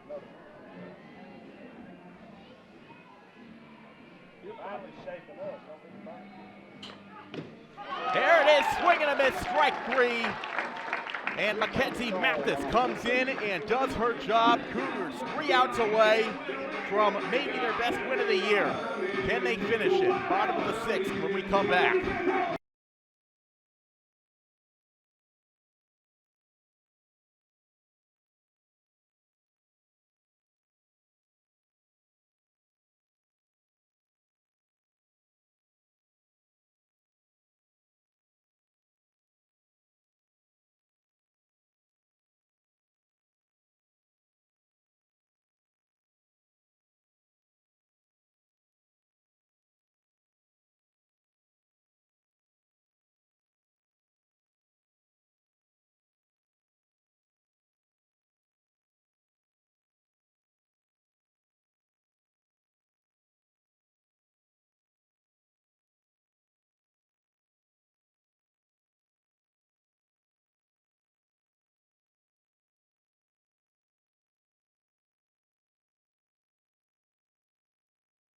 At this point today, softball has already done their part to take the lead, but they got to finish the game now. And can they get an insurance run? Charleston at their top of the order to do it. Penn make another pitching change, and boy, Morgan Sullivan wasn't bad and should have gotten 3 outs. Made one mistake, and it was a big one. So Penn actually making a couple of changes here as Conroy back up. And it's going to be Hannah Graveline, who was playing in the outfield, moves over from right field and is now pitching. Peyton Heisler moves from left field to right field, and Megan Huang enters the game backhanded. No chance at all to throw out Bronwyn Conroy despite the nifty fielding play of Greer. Bronwyn Conroy has a 4-for-4 game at the plate. Unbelievable. Got her first 3-hit game of the year yesterday, now has her first 4-hit game.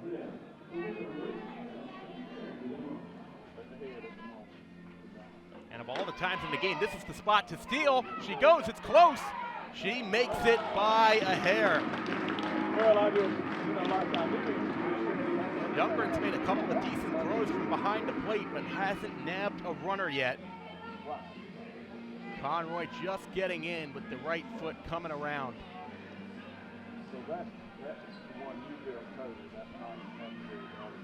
So runner in scoring position, 0-1 count to Miller. And that ball is going to get Conroy to third. And if Younger didn't get it fast enough, she would have scored. So a play like that was a rushed drill for her. So Cougars in good position now to get that insurance run.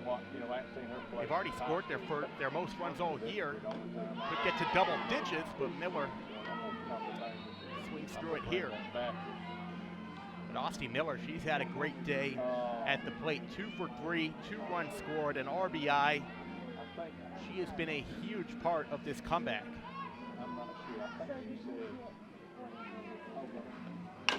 And that's a grounder. On the run goes Conroy, and they don't even try at the plate. An RBI ground out by Austin Miller. And the Cougars will absolutely take it at this point. They get an insurance run. The catcher number Take 21, a Leela 10-8 Langston. lead. Leela Langston is 1 for 2 with a sac fly. As her average continues to go up, hover near 500. I've got to buy a different frame. 2 RBIs on the game for Langston. I'm sure you will. You need to buy a frame that it sits down in. A frame that's got Cougars, Brahman Conroy just showed you, single in the infield, stolen base, advancing on a wild pitch, and then on a ground out where maybe not everybody would score, but she definitely went for it. And Penn decided to take the out at first. 2-1 count to Leela. This is broadcast brought to you by TD Bank, by NUSC Health, and by Rick Hendrick Chevrolet. We bought 5-inch. Hannah Graveline actually has not appeared in a game this year as a pitcher. And remember, she's a freshman, so nothing to go by at all for her.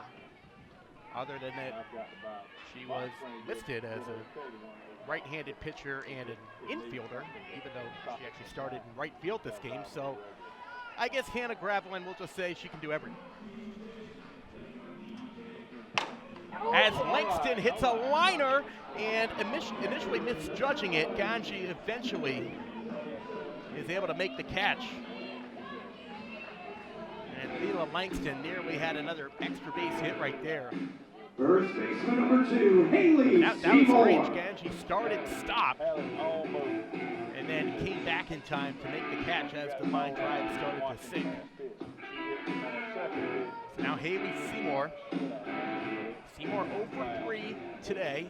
She's cooled off a little bit, but maybe does she still have one more in her to get the Cougars one last insurance run. Even though she doesn't have a hit, Haley Seymour had an RBI in the third. And let's not forget about the great play that she made in the 4th inning. Penn with an 8-4 lead, got a runner on, and she turned an unassisted double play at first base. She's looked very good at first this year. Here she takes a ball and a strike. I thought he would have already called me. He said, I reckon you figured out what it was. So he said that those same group of homes that was coming up in and Graveline's pitch is low. behind where Ben Lee used to live that road. In the last 2 innings, Charleston has only gotten 2 hits. They really did all their damage in the middle in terms of getting hits, but even with just 2 hits, they've gotten 3 runs in the last 2.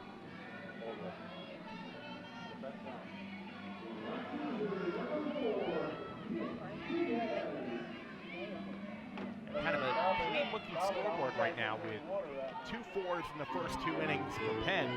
And then starting in the third, you had 4, 3, 2, and 1 for Charleston. That has gotten them to 10.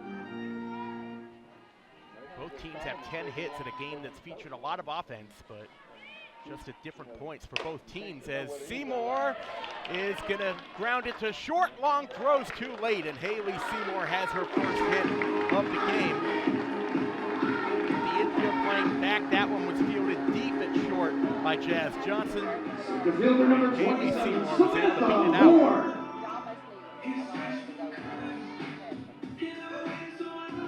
So the bottom of the 6th inning continues. It's now Samantha Horn getting the start. Will get her 4th plate appearance of the game. She's walked twice and popped out once.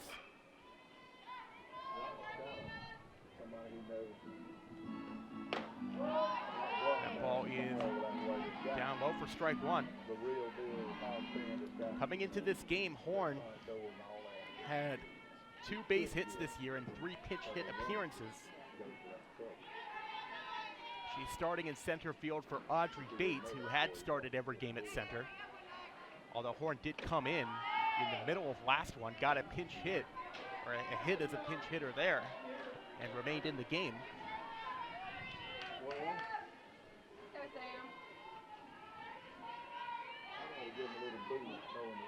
Sam Horn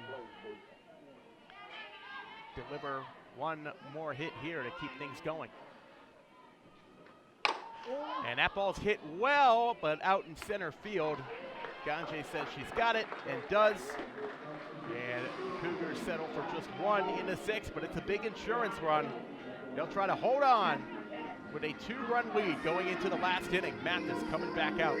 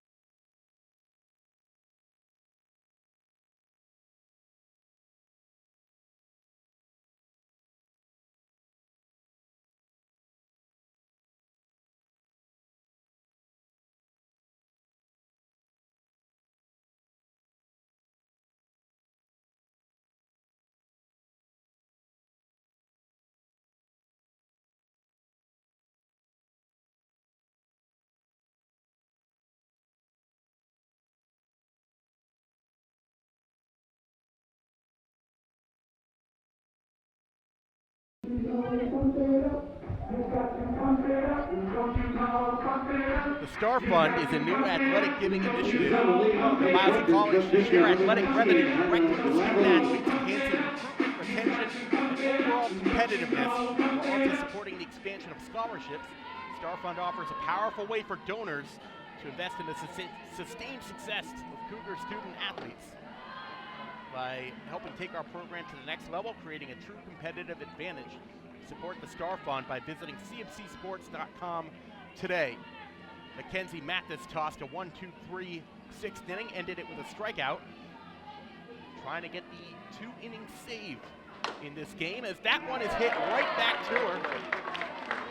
Mackenzie Mathis, a fine fielder in the circle, makes the move to make the catch. First baseman number 7, Jade Montgomery. And Gravelin is retired. This game started so well for Penn, they had to be thinking, oh my goodness, we're 3-1. We're off to an 8-0 lead against a pretty good College of Charleston team on the road.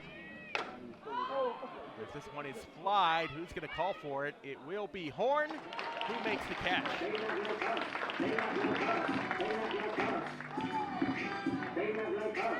Mackenzie Mathis has only thrown 11 pitches in this game and is 1 out away from a 2-inning save. Penn is going to try to do something to salvage what looked like such a great game for them. He is going to use a pinch hitter, so Tanner Keenan is 0 for 3. She's not going to hit. Your attention, please. It'll be Alex Holman instead. Alex Holman, a freshman from Sand Hill, Mississippi. She's the last hope for the Quakers.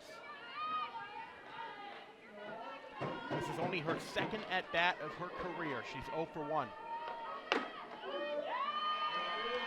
she's facing one of the best pitchers in the Coastal Athletic Conference.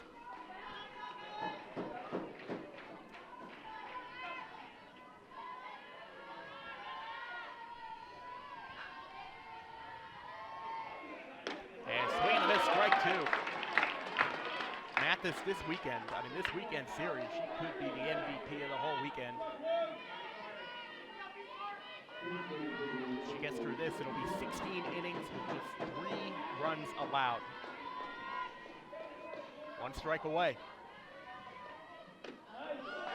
There it is, strike 3, and Mackenzie Mathis ends the weekend the same way she started it, by dominating.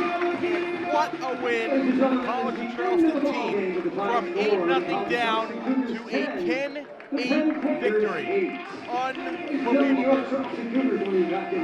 Friday, February 27th at 5 p.m. Take on I was talking before the game with a couple of my guys up here, Have a great day. saying how different 7-4 feels to Charleston 6-5. Well, the Cougars have shown that today, and they will go to